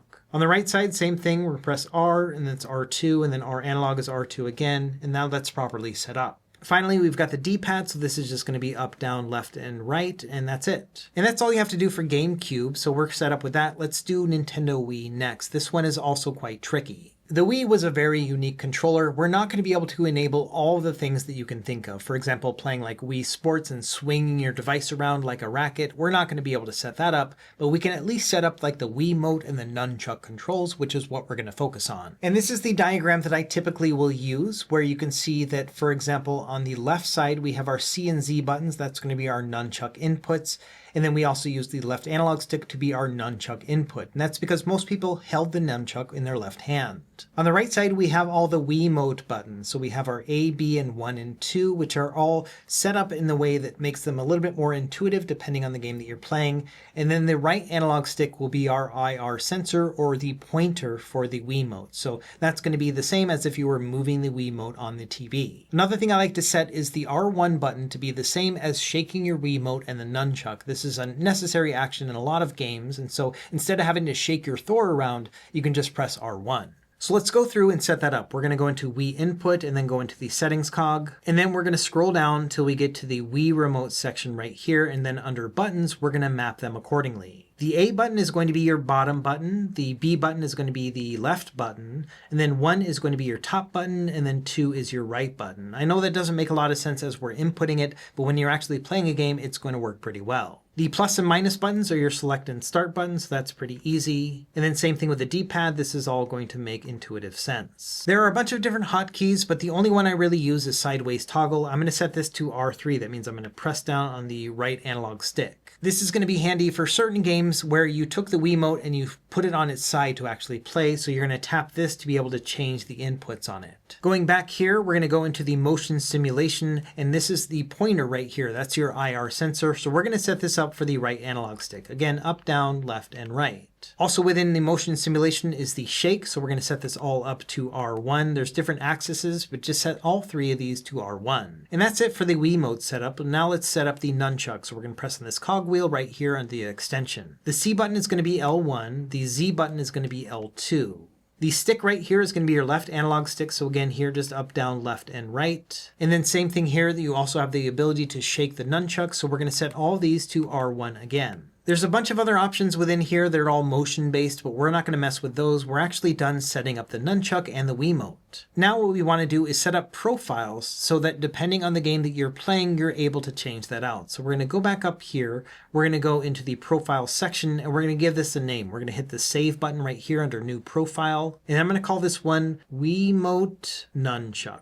Once you have that typed in, you can press done and then hit OK, and it's going to save that as its own profile. Once we have that saved, I want to go down here and make one that's just the Wiimote on its own. So under extension, I'm going to set this to none. And now I'm going to go back here under profiles and then save a new one. This time I'm going to name it Wiimote Only. Once I have that set up, I can hit done and then OK, and now I've saved that one too. You can also set up the classic controller if you have any games that are set up like that, and it's going to be the same process, but instead of extension here, you'll change that to classic. Then you'll go in and map all these buttons to match the classic controller. It's a very simple setup, and then you would want to save your own profile again. So that's all you really have to do. And that's going to allow you to play the vast majority of your Wii games. Now, the biggest thing now is that you need to set them up on a per game basis. For example, if we look at the three options that I have here, I've got New Super Mario Bros., Sonic Colors, and Super Mario Galaxy. New Super Mario Bros. Is one that played with just the Wiimote, like you held it on the side and you played it like an NES controller. So we're going to long press on this one here. We're going to go into Edit Game Settings, then we're going to go into Wii Input, and then we're going to tap on the cog, and it's going to give an option to change different profiles. And we're going to select Wiimote Only. This means when we start up this game, it should work like that. And now let's go over to another one, Mario Galaxy. This one is one that used the nunchuck. And so let's set that up. We're going to go to Edit Game Settings, and then we're going to go into Wii Input, and then finally the cog and profile, and then now Wiimote Nunchuck. Now, when we start up either of these games, it's going to have the correct controller. Sonic Colors is unique because that one actually worked with a GameCube controller. And so by default, we don't have to set anything. It's just going to know that you have the GameCube map and you can play that way. And that's a lot easier than trying to use the Wiimote controls. Now, going back to GameCube, one other thing I said I would show off is using the Vulkan backend instead of OpenGL. So we can long press on a game, then go into Edit Game Settings, and then go into Graphics Settings, and then you can change the video backend. So for example, with this game, I can change it to Vulkan instead, and now when I play that game, it's going to run with that. For the most part, I would just play all of them in OpenGL, and if it's not running properly, then change it to Vulkan and see how it goes. But that's really about it. So let's go ahead and start up a game and see how it's running. First thing, you will see that you're going to have all these on-screen controls that we do not want to see. So I'm going to press on the back button, and now we're going to go into the option right here, Overlay Controls, and then under Toggle Controls, we're going to select Toggle All. That's going to turn those off. And that's it. We are now good to go. We've got GameCube running properly, as you can see. If I want to back out of a game, then I'll press the back button and select Exit Emulation. It'll take us back to the Dolphin menu. Now for Wii games, let's test out some of those controls that we set up. We'll start with Sonic Colors. This by default will just use the GameCube controller. So this is one of those games that's really neat because it'll tell you right in the beginning, hey, you're going to use the GameCube controller. And so that's super handy. So this is a game that we don't have to mess with anything. You can see right here, it already says we're going to use the GameCube controller. Now, if we start up something like New Super Mario Bros. Wii, the buttons are going to work fine, but the controls are going to be off. For example, you can see here, I'm pressing down, it's going right, and that's because we need to turn on that sideways toggle. So I'm going to press on R3, and now the sideways toggle is on, and so now the controls work properly. And so yeah, everything is working fine right here. And now here we are with Super Mario Galaxy. This one's set up for the nunchuck control. So you can see here that I can control Mario here, I can jump and all that. And then with the right analog stick, I can move my cursor around the same way that it was when we moved the Wiimote around while actually playing this game. And so yeah, everything is working nicely here as well. So there we go. We're now set up with GameCube and Wii. This one is kind of a pain to set up because of the controls, but we're done with it. Let's move on to something else. Let's do our PlayStation systems. We're going to start with PS1 with DuckStation. By default, it'll give you a welcome screen. We can hit next here, and then under GPU renderer, I usually leave it at automatic, but under internal resolution, you can adjust this however you want, all the way up to 5x for 1080p. I usually do a 3x resolution because that's a nice middle ground, that it makes it a little bit sharper, but then I'm also going to use a shader, which is going to soften it a little bit too. Under aspect ratio, I keep it at 4:3, and then under the widescreen rendering, I turn this one on, and then also the geometry correction, I turn that one on as well. I'll show you how to set this up later. We'll hit the next button and then get into the BIOS section. So this is where you have to import your BIOS files. So we're going to hit plus here, then go into your micro SD card, then find ROMs, and then BIOS. And then once you're in here, you need to find the BIOS file for PS1, which is this one right here for me. So I'm going to tap on that. It's going to import it. And once you have that imported, you can hit next. It's going to ask you, where are your games? It's kind of the same process with all of these. So we're going to go back to the ROMs folder, then find the PSX folder, which is where you put your PS1 games. I'm going to hit use this folder and allow, and that's it. We're going to hit next. And then you can also add your retro achievements here if you would like to. Once you've added that, you can select log in and it'll go through and check that you've got everything set up correctly, and that's it. We can now hit finish. It's going to take us to this main menu. Now it's going to show a listing of all your different games, but let's go through and make a couple more adjustments. We're going to hit on the menu here and then go down to the app settings. First thing, if you want to see your frames per second and whatnot, you can do that down below by turning on things like emulation speed and FPS and so on. So it's really going to be up to you. I'm going to set the resolution as well. You can also change the OSD scale. It's going to be a 100% by default, but you can make it all the way up to 300% if you want to make it a little bit bigger looking. By default, the games are going to save your state on exit. I usually have this one turned on, but it's all going to be up to you. In the System tab, down at the bottom, there's an option for run ahead. I like to turn this on to 1 frame. That's going to work out pretty well. This means that you'll have reduced input latency when playing these games. It feels really snappy. Further down, there's a tab called post-processing. This is where you can add a shader if you would like. So let's turn this one on, then add a shader. I usually use the CRT lot one right here. This will give it a nice CRT effect combined with the 720p resolution upscale. Now by default, it's going to make the CRT look a little bit rounded along the edges to look like an old TV, but I like to turn that one off. So I'm going to go into options and then under enable warping, I'm going to turn that one off. And that's it when it comes to the app settings. We're going to go back and now go back into the side menu and go into controller settings. Now what I like to do is go into touchscreen, then go down here until you find the option that says auto hide touchscreen controller. I turn that one on. From there, I go into port 1 and then perform automatic mapping and then select my controller. And then again, just like to make sure that my ABXY are correct. So I press on triangle, press the triangle button, and it is the correct number. So I don't have to mess with that anymore. The only other thing I would recommend changing is the hotkeys. So we're going to go in here and there's a bunch that you can change right now. So under fast forward toggle, I like to do select an R2, again, much like how it was in RetroArch. Under quick load and quick save, I'm going to set those up. So select an L1, then select an R1.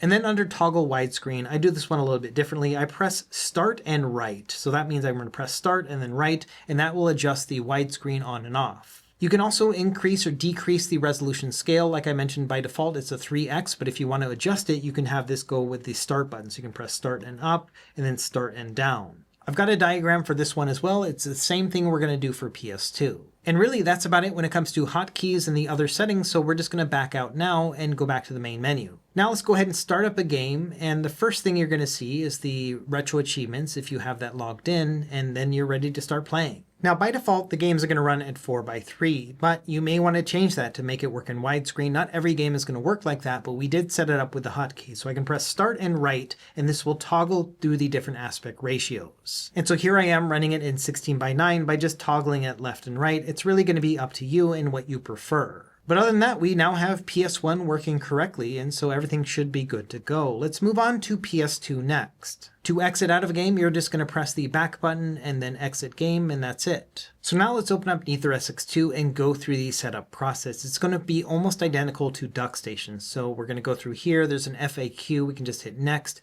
And the first thing we want to do is in the settings section, scroll down to the bottom, and you'll see that OpenGL is by default, and I do recommend using that because it's more accurate.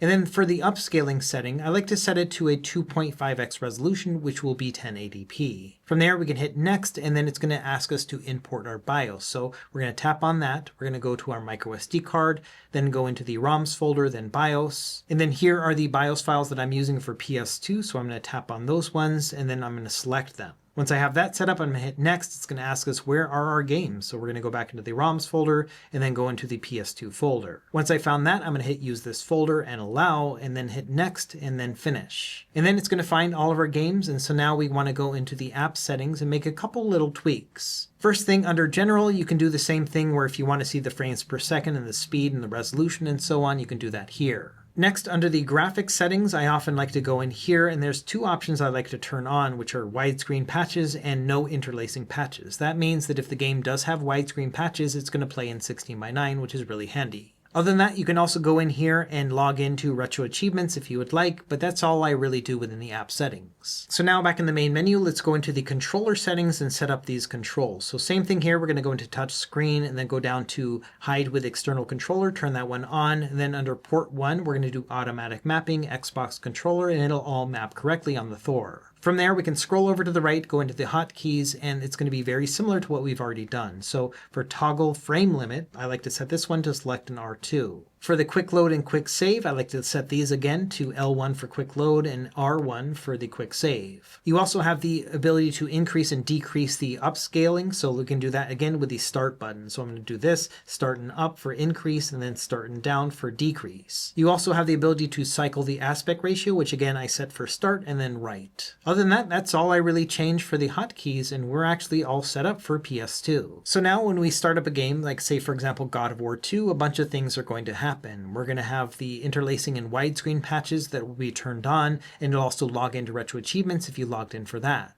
And really, that's about it when it comes to PS2. Now, this is a more demanding system, so you may have to do things like adjust your upscaling depending on the game that you're playing and maybe change out your performance profiles. Right now, I have it at medium performance. That'll be fine for the vast majority of PS2 games. And really, when it comes down to it, that's about it for PS2 gameplay. We've got the controls set up and everything else should work just nicely. To exit out of a game, we're going to hit the back button again and then exit game, and that's it. Okay, last system to set up is going to be PSP. It's also a pretty easy setup, all things considered. You just have to get your games. So number one, it's going to ask you to create or choose a PSP folder, and like with the 3DS one, we're just going to put it in the same folder as the ROM. So we're going to hit OK here and then navigate to our microSD card, then go into ROMs and then PSP. Once we're in that folder, we're going to select use this folder and allow, and then hit OK. Once you get to this section, then we want to now find the folder that has all of our games. So we're going to tap on browse and then go back to your microSD card, then find ROMs again, and then go back to PSP. Once you've selected that, again, just use this folder and allow, and you should see the games pop up, and we can press this little pin icon, which is going to pin this so that we'll see this every time we start it up.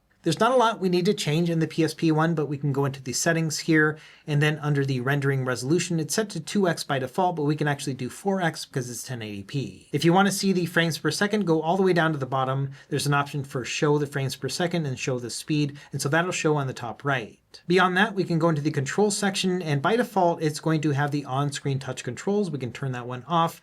And then under control mapping, everything will already be mapped nicely. But there is one thing I like to change, and that's for the allow combo mappings. I like to turn that one on. And then go down here to the bottom, there's an option that says exit app. I like to press that one and press select and start. Now, when I press select and start, it'll exit out of my game, which is really handy. You can do other things as well. For example, with save state, we can do select and R1 like we've been doing previously, and same thing with load state, select an L1. When it comes to fast forward and getting into the menu, they're already going to be mapped. It's going to be R2, which will do fast forward, and then L2 is going to bring up the menu. So you don't really have to adjust that. Other than that, we can hit back here and then go into tools, and there are retro achievements. So if you want to log in for retro achievements, you can do that here. But honestly, that's about it.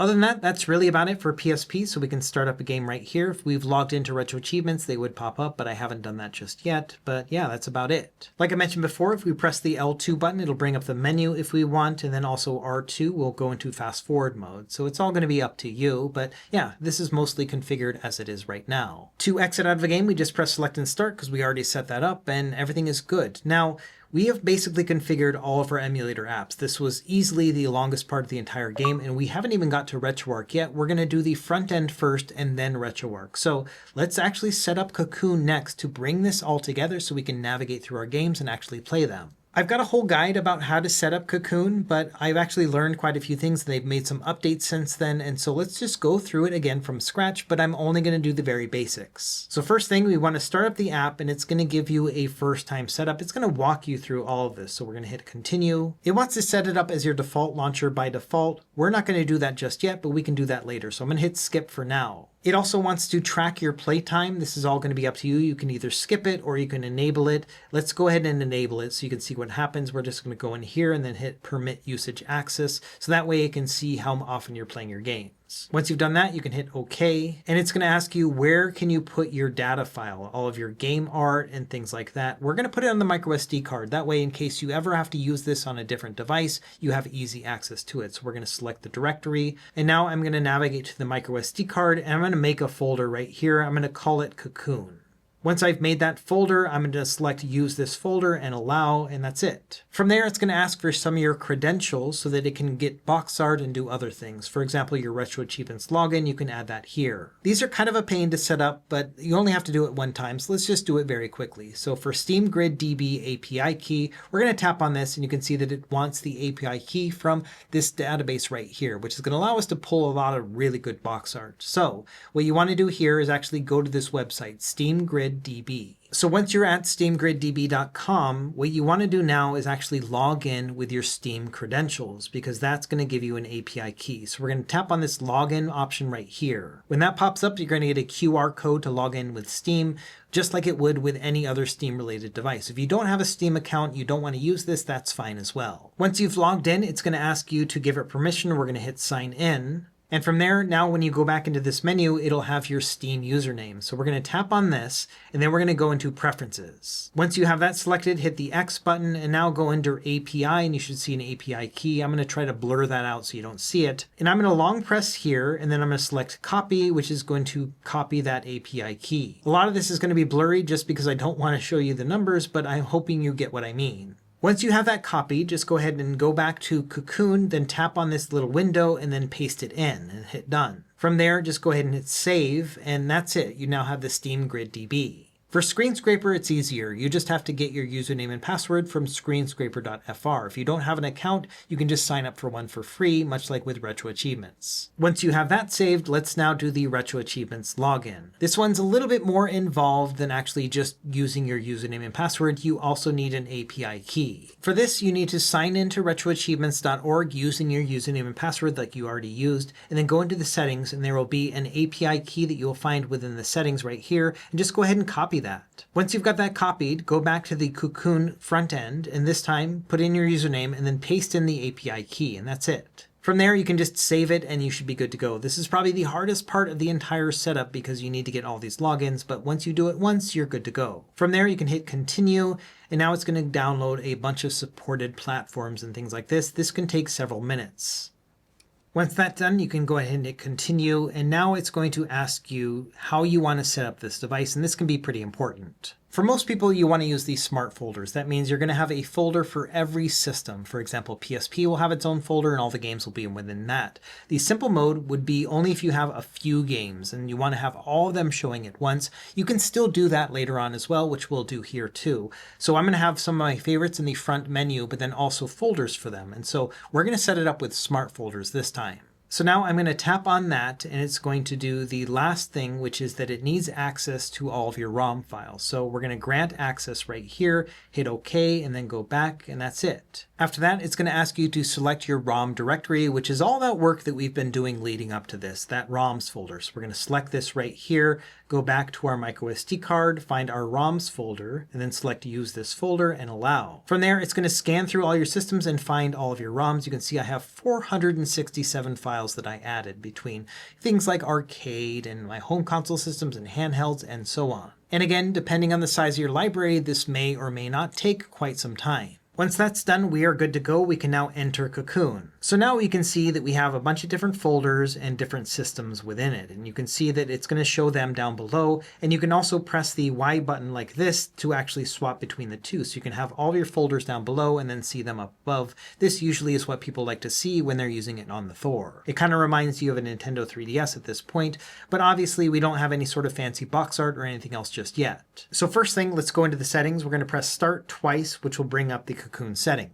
Now, there are a lot of things that we can change here, but I'm going to try to keep it to the very basics. So first, let's go into the library here, and then the first thing I want to do is adjust all of these to make sure that all the emulators are correct. For example, under Arcade MAME, you can see that by default it's using MAME 2003, but I actually use MAME 2003 Plus. So I'm going to change that here, and then hit the Y button or that top button to save it. Same thing with Game Boy Advance. You can see it says VBA next, but I actually use MGBA, so I'm going to change that one here and then save it. But for the most part, all the other ones are going to work out pretty well. We can see we have GameCube with Dolphin and Azahar with 3DS and so on. But everything else seems to be properly set up, so let's exit out of this, and now let's actually try starting up a game. Let's do GameCube as an example. So Star Fox Assault, for example. So I can just press on this, and it should launch it directly in Dolphin. And sure enough, yeah, it actually works. Same thing here. If I try to exit out of the game and then do exit emulation, it should take us back to the menu. And so yeah, everything's working pretty nicely. One thing that a recent update of Cocoon does is that any of your recently played games will show up on the left side. You can see right here, if I want to go right back to Star Fox Assault, it's actually shown right here. If I want to get rid of that, I can just press the Y button and that's going to get rid of it. The ABXY are a little bit swapped on this front end in general, and so don't believe the actual thing that it says. It's going to be the opposite. Either way, let's go back into these settings and make a couple additional changes. So first thing, let's talk about scraping so that we can get all of our box art and start to make this look a lot prettier. So we're going to go down into the scrape section. And honestly, I like the defaults. They're going to scrape your art and your box art. It's going to use Steam Grid DB first and then Screen Scraper if they can't find it. Also by default, it's going to take anything that's missing data and then all of the platforms. So I'm just going to hit start scraping right here. And of course, depending on the size of your library, this might take quite some time. I would say with 467 games like this, it's probably going to take maybe an hour, hour and a half altogether. So yes, this is one of those things where you have to be a little bit patient with. I would say just plug it in and then maybe let it charge while it's going and then go do something else. Okay, so now the scraping is completed, and you can see that if I go into any of these different folders, I will have all of the different art right here. I can see the name of the game right here, and then up above I have a little bit of graphics as well. Now, one of the things I don't like about the default settings of Cocoon is the vignetting that they have right here. I think it's supposed to mimic the 3DS, but I would rather just see the full screen. So let's just change that really quickly. So go back to the main menu, press start twice, then go into appearance, then scroll down until you get to the option that says hero settings. And within here, you can see that hero style by default is vignette. And I like to change this to full screen instead. So I'm going to select that, then back out, and then let's pick a game. Let's go right back to where we were. And you can see that, yeah, we no longer have that vignetting around. I think this looks a little cleaner. Another thing that you can do in any of the menus is that you can pinch and zoom to make any of these icons larger. So if I pinch and zoom it, you can see I can make it just a single one where we can go across, or I can zoom a little bit less and then have it 2 instead. And 2 has usually been what I found that looks the best for me. You can also do the same thing in the menu. You can either zoom it just manually with your fingers, or you can actually just tap on L3 to go between the different sizes. So at this point, inside of the folders looks very good. We can go through and actually, see each of the games as we scroll through. But you may want to change the look of these folders. You've got a couple different ways you can do that. One is to download themes. We'll do that in a second. Or you can also just manually do it yourself. Let me show you how to do that one first. So hover over a folder, press the X button, then go down to edit, and then you'll have different options that you can edit right here. So let's change the icon of the folder itself. So we're going to tap on that. It's going to give us 2 options to pull from, either from Steam Grid DB or Screen Scraper. Let's do Steam Grid DB. And this should show you a bunch of different icons that you can pull from that database to show Nintendo GameCube. It's all really going to be up to you and what you think looks the best. Let's just do a plain one like this.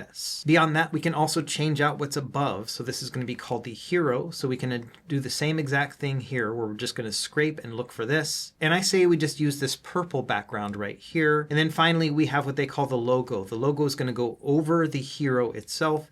And so this is something that you want to make sure is complementary. Our hero has a purple background, so I'm going to use something that's a little bit lighter, like this one right here, that will say Nintendo GameCube. So I've got all 3 of those added. I'm going to press the top button here to save them. And so this is what it's going to look like. We have our folder icon right here. Then we have our hero or that background, and then the logo on top of that. And so you could go through and do that for every single system and give it a little unified look. However, if you don't want to do it manually, you can also go to their theme store, which is called SilkPod. So go back into the settings here, go into SilkPod, and then right here you can see there are a bunch of different themes. You can even press down, and that's going to show a bunch of them listed as well, and they're going to be sorted by the most popular. So from here, what you can do is you can select one and then choose to install it. It might take a while to download all the assets depending on the size of the theme. The most popular one right now is called ISU Interpreted Icons on a dark theme. And so I installed this one already. You can see I have a green check mark here. So let's try it out. Back in the main settings, you can go up to Theme, and then under Choose Theme, you've got a bunch of different options. And you can see here, there's that ISU Interpreted Icon. So let's select that one. And then we're going to select Apply Theme, and then we'll press the X button up top to change it out. You can immediately see that they've already changed all the folder icons, and if we go back to the main menu, you can also see that it added a forced vignetting, and I personally don't like that, so I have to go back and actually change that again. It's a little annoying that that hasn't been fixed and it doesn't actually save my settings across different themes. Either way, it's a simple fix to go back to hero, and then I'm going to change this from vignetting back to full screen, and now I should be able to see it nicely. Now, some themes have like additional artwork up above and some do not. For example, this one does not. So if I go to a different folder, you can see that I still need to download the hero and the logo right here. It's given me all of these different folder icons, which is awesome, but I still need to go through and manually add these. So let's just do one as an example. Let's do Nintendo DS. So I'm going to tap on the X button again, then I'm going to go down to Edit. And then this time, instead of changing out the icon, which is already there, I'm going to change out the hero. And same thing here, I've got a bunch of different options to choose from. I'm going to go with something kind of dark because we're using a dark theme, so I'll pick this one. And then I need to add a logo on top of that, so I'm going to go into logo here, and then same thing, I'm going to scrape it. And now I'm going to use a lighter logo because I have the dark one down below. So I'm going to select this one here, and then those together, press the X button to save it, give it a second. And there we go, it's all set up now. So I've got this background, I've got the logo here, and then I can go inside and then also have all of my games showing as well. I'm going to adjust the size of the icon so they look like this. And so, yeah, I think this looks pretty awesome, all things considered. And of course, if I want to start up any game, all I have to do is just select it and it'll boot the game in MelonDS in this particular setting. And sure enough, all the games are playing great. So at this point, we've kind of got a plug and play experience where I can go in and start up each of my games, and then it'll take me in and out of the Cocoon front end. And so, yeah, everything's working pretty nicely. I still need to go through and actually add all these backgrounds here, but otherwise I'm pretty happy with this internal setup. Now, if you remember, some of these systems are running on RetroArch, and we set it up initially by setting up like hotkeys and different settings, but we haven't actually gone in and started any of the games. So let me show you how that's all going to work out and a couple tweaks that I would recommend within the RetroArch emulator. Let's start with Game Boy Advance. This is our example of a handheld system. So if I start this one up, I can go through here, navigate through my systems, and then I'll start up Mario Advance here. Now, when you first start up a game, you're going to see these on-screen controls, which we don't need because we obviously have controls on our device. So let's press Select and X to bring up the RetroArch quick menu. And then let's go down to an option that says On-Screen Overlay. We're just going to turn that one off. Now press the A button a couple times to get back to the main menu. Go to Quick Menu, then Resume, and we're back in our game and we don't have those controls. So now that is fixed. One other thing you may want to do with Game Boy Advance is add a shader on top, like an LCD grid. So let's do that really quickly. We're going to press Select and X again to get into the main menu. And then we're going to go down to the bottom and there's an option that says shaders. We're going to go into here, then turn it on, then go down to load preset, then shaders slang, then go down to the handheld section. This is going to have a bunch of different options here. We're going to scroll down until we get to the one that says LCD3X. I'm going to select this one and it's going to apply it. And so now I'm going to press back a couple times, go back to quick menu and resume. And so now the game is playing with an LCD grid overlay. And I think it looks really nice. So if we want to save that, let's go back and press select and X and then go back into shaders, and this time under manage presets. And I'm going to do right here what they call save core preset. That means that any game that runs with the MGBA core, which is what we're using for Game Boy Advance, is going to have that LCD grid. Once I've saved that, we're good to go. Any other Game Boy Advance game that I run is going to have that shader now, so I think it's going to be great. Now let's say you're playing a single screen game like this, and you've got this bottom screen overlay. Now, first of all, you can just press the AYN button and go into the settings, and so you can adjust all of this stuff if you would like, but let's say you want to do something different in Cocoon. So you can tap on this right here and then press the Y button. That's going to swap the two screens, and so you'll have another screen right here that basically will say the name of the game. If you think that's cool, then you can have that here, or of course you can just have the menu as well. Another thing you can do is make sure that this is in focus by tapping somewhere on the Cocoon screen, then press the Start button and then go into Apps. This will show you all the apps that are installed on your device, and then you can launch one of these if you wanted to have something running on the bottom screen. Again, if you had like YouTube installed or something like that, you can then have it down below. An app that I mentioned before is called Pixel Guide, which will allow you to have a guide down below while you're playing a game up above or vice versa. So the way you want to do this is you press the X button while hovering over it and then go into Launch and then make sure it goes to bottom screen. So now you've opened this app down below. It says add a game. So let's just choose one like Super Mario Advance. Once you type that in, you'll see a bunch of different options. And so we want to go with this one right here. And then it's going to ask you if you want to select one that you've already downloaded or find one on the internet. We're going to press find. You'll have two different options, Game FAQs and NeoSeeker. Let's go with Game FAQs. So here on Game FAQs, I've already searched for Super Mario Advance, and I can go into guides right here, and we'll have a bunch of different options to choose from. And generally the one that's on the top is going to be the one that has the most likes, and so I'm just going to go with that one right here. Once you go to a guide, on the bottom it's going to say guide page detected, so let's tap on download. It's going to download that now, and so now it's just going to live in the Pixel Guide app itself. And so now next time that I open this up, I can see Super Mario Advance, then I can click on the guide, and now I can navigate through and then use that. Now obviously I don't think that Super Mario Advance actually needs a guide, but this is a great example. For example, with like an RPG or something like that, this will be a really handy tool. Again, this is just one of the many things you can do with multitasking with a single screen game like Game Boy Advance. So now let's exit out of a game by pressing select and start. That should take us back to the Cocoon menu. Let's try a different system. Let's do Game Boy this time. There are a couple things that we can do here. So I'm just going to start up a game like this.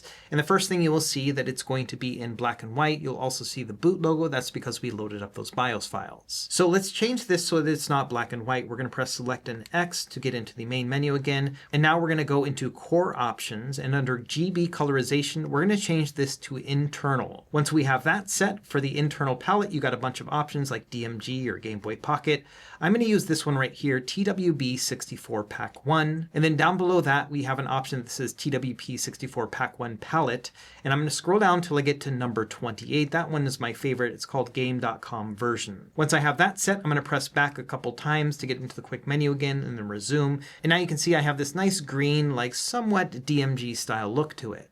Game Boy and Game Boy Color is also a system I like to use that LCD3X shader on. So let's do that really quickly. We're going to press select and X to get into the main menu again. We're going to go into shaders, and now this time we're going to go into load preset, slang, and then same thing here, go down into handheld. And then once we're in here, we're going to go down to LCD3X and select that one. And then if we go back and check it, yeah, we got this nice grid overlay too. So let's save it. We're going to press select and X again to get into the quick menu, shaders, and then we'll go down to manage presets, and then we're going to do save core preset. Now, both Game Boy and Game Boy Color use the same Gambate core. That means if I save it as a core preset, then both of these systems are going to have the LCD shader, which is great. If you only wanted to have it on, say, for example, Game Boy, but not Game Boy Color, then you would want to use this one, the Save Content Directory preset. A content directory would be the folder. So this is going to say that all the ROMs within the Game Boy folder are going to save, but then the ones in the Game Boy Color one are not. So you've got quite a range of different ways that you can save it, but I'm going to do a core preset because I want this to work for both Game Boy and Game Boy Color. Now let's do a home console system so I can talk about other CRT shaders. So let's open up Sega Genesis and let's just do Sonic 1. So once we have the game running, let's press select and X and then go down into shaders. And this time we'll go into load preset, slang, and then this time we're going to go into the CRT folder,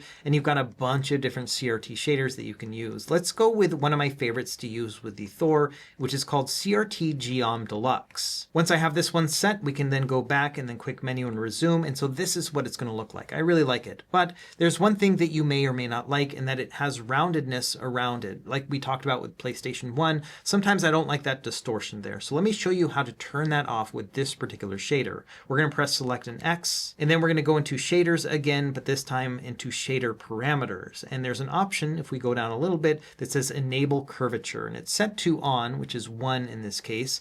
I'm going to set it to 0, which is on the left. This is going to turn it off. And so now if we go back into the game, you will see we have the CRT effect, but none of that curvature around the edges. And so I think this looks a little bit better. So this is what I'm going to use. Now I'm going to press select and X and then go back into shaders, and then I'm going to go to manage preset, and then again I'm going to do a save core preset. Now this core, like with the Gambate core for Game Boy, does work with other systems like Sega CD and Sega 32X, so all of those will also have the same CRT effect. So I'm going to press that, and then we're good to go. Now for 3D based systems like Nintendo 64 or Dreamcast, there are additional things that we can do. For example, upscaling. By default, this is going to run at like a 240p or a 480p depending on the game, but let's actually bump it up a bit since we have a higher resolution display and a lot of processing power. So I'm going to go back into the quick menu here. Now we're going to go into core options, and then under Glide N64, you'll see an option right here to change out the resolution. So instead of 480, let's change this to 1080 instead. So 1440 by 1080. I'm going to select that one, and then what you have to do is close out of the game and jump back into it. You have to reset the core for this to see. So what I'm going to do here is now I'm going to go into quick menu, resume, then I'm going to exit out of the game, and then I'm going to start it back up. And so now the game is running upscaled at a 1080p resolution, and of course we also have the CRT effect on it as well. So really nice looking game at this point, and this is going to apply for all the other Nintendo 64 games. So at this point, we're pretty well set up when it comes to running emulation on the Thor. We can navigate through our various different systems. I still need to go through and add the background assets right here, and I'll do that here in a moment. But for the most part, I can actually go through here, choose my game, and then start it right up. Another thing that I think is really handy about Cocoon is we have this little dock underneath. And so we can actually add icons right here. They're all empty right now, but if I select one, it'll ask me which game or whatever app I want to add to it. So let's say I want to have the Google Chrome browser right here. So you can see I've added that to the dock. Let's go and add another one as well. For the next slot, let's go ahead and try something else. This time, let's do the Pixel Guide app. That's that one we were using before. So I'm going to add it there. This just makes it really handy to be able to access these apps as I'm playing something else. The next one, let's set up for GameNative. We haven't set that one up just yet, but I do want to do that after this. So I'm going to set that one up right here so I can get into GameNative at any time. And then finally, for the last one, I always recommend just using the settings icon if you ever need to get into your Android settings. So there we go. We've now got these 4 dock icons. So as an example, let's start up a game, Harvest Moon Game Boy. And as this game is running, I wanted to go and tap on the pixel guide down below. It's going to open that up, and then I can add additional games to it right here. Okay, I just went through and spent a couple minutes going through and downloading all the backgrounds and logos for each of these systems. It just took maybe 5 minutes altogether. So I downloaded each of the heroes, then the logos on top like we showed with Nintendo DS, but I did it for all the other systems. And now I think it looks pretty cool. A couple other things you may want to know about: you can change where the location of each of these icons are. You can just press and hold them and then drag and drop them, and it'll swap with the others. So you can move all these around however you would like. Another thing I want to show you is how to put a special game directly on your home page too. Instead of having to go through all these different folders, what if there was like a top 10 of games that you wanted to see before anything else, the games that you really want to focus on? So let's go into GameCube and just pick a random game. Let's do Star Fox Assault. So all you have to do is just press the X button right here. There's an option right here that says Add to Home. So we can select that. And now if we go back to the home page, on the end, you will see we have the game located right here. Now if I want, I can just pick this up and then drag it somewhere else and, put it wherever I want on the home screen. I can also make this a little bit easier on myself by making the icons a little bit smaller like this. And so now I can just take it all the way to the very top. And so if I go back to the second menu like I had earlier, now it's the first game here. And so as you can imagine, you can just put a bunch of games right here. And then also on the right side, you can have the folders if you want to navigate to any particular system. So here's a look at a potential setup where I've taken 6 games and I put them all right here. Star Fox Assault and Lumines and Wind Waker HD. All of these are from various different systems. And then as I scroll further down, I've got my systems lined up. So I figure the first folders that I'm going to go into are going to be 3DS and DS. But then maybe I want to play GameCube and PS2 or Switch and Wii U. I've got them all set up right here. And so now I've got a pretty nice navigation experience. That's the beauty of Cocoon, is that you can customize this however you want. Maybe you just want to show games on this front menu, or you want to just have your folders. You can do all of that. And of course, you've got different themes to choose from as well. If you really want to get into the weeds with Cocoon, then they have their own Discord and they've got a bunch of ideas there as well. So I think the last thing I want to show you how to set up is going to be GameNative. This is going to be a separate app that will run PC games, but it does have integration with Cocoon as well. So let's go ahead and open up GameNative, and the first thing it's going to ask is if it can send you notifications. This will let you know when there's a new update, so I'm going to allow it. When you first start it up, it's going to give you the option to log in with your Steam account, but you can also sign in with Epic and GOG and Amazon, or just skip the login altogether if you would want. So you've got a bunch of different options there. Once you've logged in, this is what it's going to look like. You can see I have a listing of a bunch of games, and that's for my Steam library. But if I logged into GOG and Epic, I could look at those as well. But right now I just logged into Steam.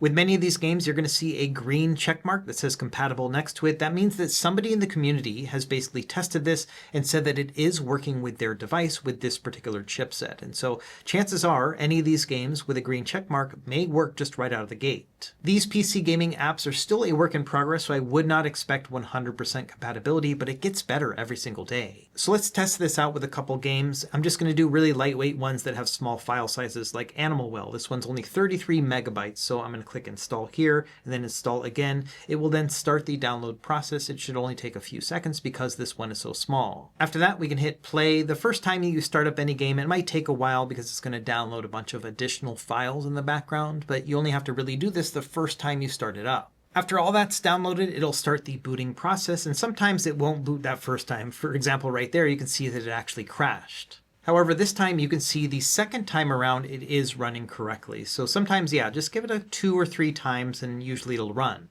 A couple things to bear in mind as you're playing GameNative is to look at your temperature down below and make sure it doesn't get too hot, like in the 90 degrees, and then you can adjust your fan accordingly. Most games are going to work right out of the box, but you can see with this one, it didn't actually go to full screen. So let's go into the options of the game itself and let's turn on full screen, and so you can see now it looks a lot better. It's always good to adjust these settings as well. We're playing at 720p, so I'm going to leave it at better, but you could always go down to good if you want to get a better frame rate. Another thing you can do is you can press the back button while in a game, and then you can have the performance HUD right here, and you can turn that one on, and now you will see it up here. And so now you can see your frames per second as the game is actually running. There is an FPS counter down below, but often it's not going to sync as well as the in-game frames per second. Either way, sure, we got this game running, and all the other Steam stuff is going to work. Achievements and cloud saves and everything else should be working fine. When you exit out of a game, it's going to ask, how did the game run? And, I would give it a rating just so that everyone else knows that, yeah, the game's going to work fine. I'm going to install one more game, Balatro, just to show you the process one more time. So we're just going to install it here. It's going to download, and then we will start it up. And sure enough, first time up, it's playing absolutely fine. So that's awesome. Now, as you download games, they'll start to appear up top, which is really handy, but you can also integrate them into Cocoon. It doesn't work perfectly just yet because both of these are kind of in beta, but at some point, I'm sure it's going to integrate nicely. For now, let me show you what you can do, which is at least have the games appear in Cocoon and use them to launch GameNative. So let's go into Animal Well first, and now tap on that settings cog and then select Export for Frontend. You're going to want to navigate to your SD card, then ROMs, and then there's going to be a folder called Steam, so just select that. Now, by default, it's going to name the file animalwell.steam, and that's what's required for it to launch in GameNative. But unfortunately, this won't show up in Cocoon just yet. They need to make a new update. Instead, you have to change the extension right here from Steam to Steam App ID. This is kind of a double-edged sword because this will make it appear in Cocoon, but it also will prevent it from launching in GameNative. But it'll still at least open up the GameNative app. So once you have that, just go ahead and hit done. It's going to save it. And let's do the same thing, but this time for Balatro. So we're going to open that up, go into cog, export for frontend. It should take us right to the Steam folder. And then again, we have to change the extension from Steam to Steam App ID. Once you have that added, go ahead and hit done, and that's it. Now let's go back into Cocoon, and this time we're going to add Steam as a platform. So we're going to press start twice to get into the menu, go down to library and data, and then under here where it says different platforms, press this top button right here. These are going to be all the other platforms that we can add individually. So now let's go down into Steam and then select that. Once you tap on that, press the Y button up above, and that should then save it. Now, still in the library and data section, go to rescan games, tap on that, and then go all the way to the bottom. You'll find Steam. Go ahead and click on that and then hit scan. It'll take a second, but it should show that it finds 2 different games. And there we are, Animal Well and Balatro. So let's hit OK. While we're in here, we can also scrape those new games. Let's go into scrape and then go down into the bottom here. And then under platform filter, press the A button to get to this. And then go and find the Steam option. Just tap on that so it only scrapes Steam. We can hit start scraping. There's 2 different games, so it should only take a few seconds. Once that's done, we should be able to go back into the main menu, and we should find a Steam folder at the very end. And there it is. And if we open it up, sure enough, we've got Animal Well and Balatro. And so that's kind of cool. We have these two games. We can also, press the X button and then add them to the home screen if you want to have them on your direct home screen as well. The only bummer here is that if we try to launch the game, it'll open up GameNative, but then it'll say could not launch the game, invalid launch shortcut. And that's because it doesn't recognize the Steam app ID. So the way I see it, Cocoon needs to change it so it will find .steam files, or GameNative needs to have the ability to launch Steam app ID files. One or the other has to give at this point. Either way, it is kind of handy to be able to get into Cocoon and then find your game and then at least launch it directly into GameNative. But again, it's not going to launch the game itself. And bear in mind, this stuff updates all the time. So hopefully in the future, you don't even have to rename it to Steam App ID. Cocoon is just going to recognize the .steam extension, and vice versa, where GameNative will open up with the Steam App ID extension too. Either way, I think we've got a pretty good setup for the AYN Thor at this point. We can navigate through our different games or our different systems and then launch them directly from here. And everything has been configured in a way that will work pretty seamlessly. The only other thing you may want to do is set Cocoon as your default launcher. So you can go into settings right here, then go into the apps section, and then there's going to be an option that says default apps and then home app, and then just change this to Cocoon. This means that by default, when you start up the game, it's going to launch into Cocoon, but you still obviously have access to all your other apps. You can either just tap on this button to see them right here, or you can just set them up within the home row as well. For example, if you want to go back into the settings and maybe change the default app to something else, you could do that as well. So if you want to get back to just regular Android, you can do that as well by changing it back to Quick Step. So you've got a bunch of different options that you can do within here, but I think at this point, we're probably pretty well set up. All right, so now we're done. Pat yourself on the back. We've completed the AYN Thor starter guide. I know it was a lot of work, but I hope it was worth it and that this video made it a little bit easier. Let me know if you have any questions, and be sure to check out that written guide down below in case there's anything that you missed. As always, thank you for watching. Be sure to like and subscribe if you found this helpful, and we will see you next time. Happy gaming.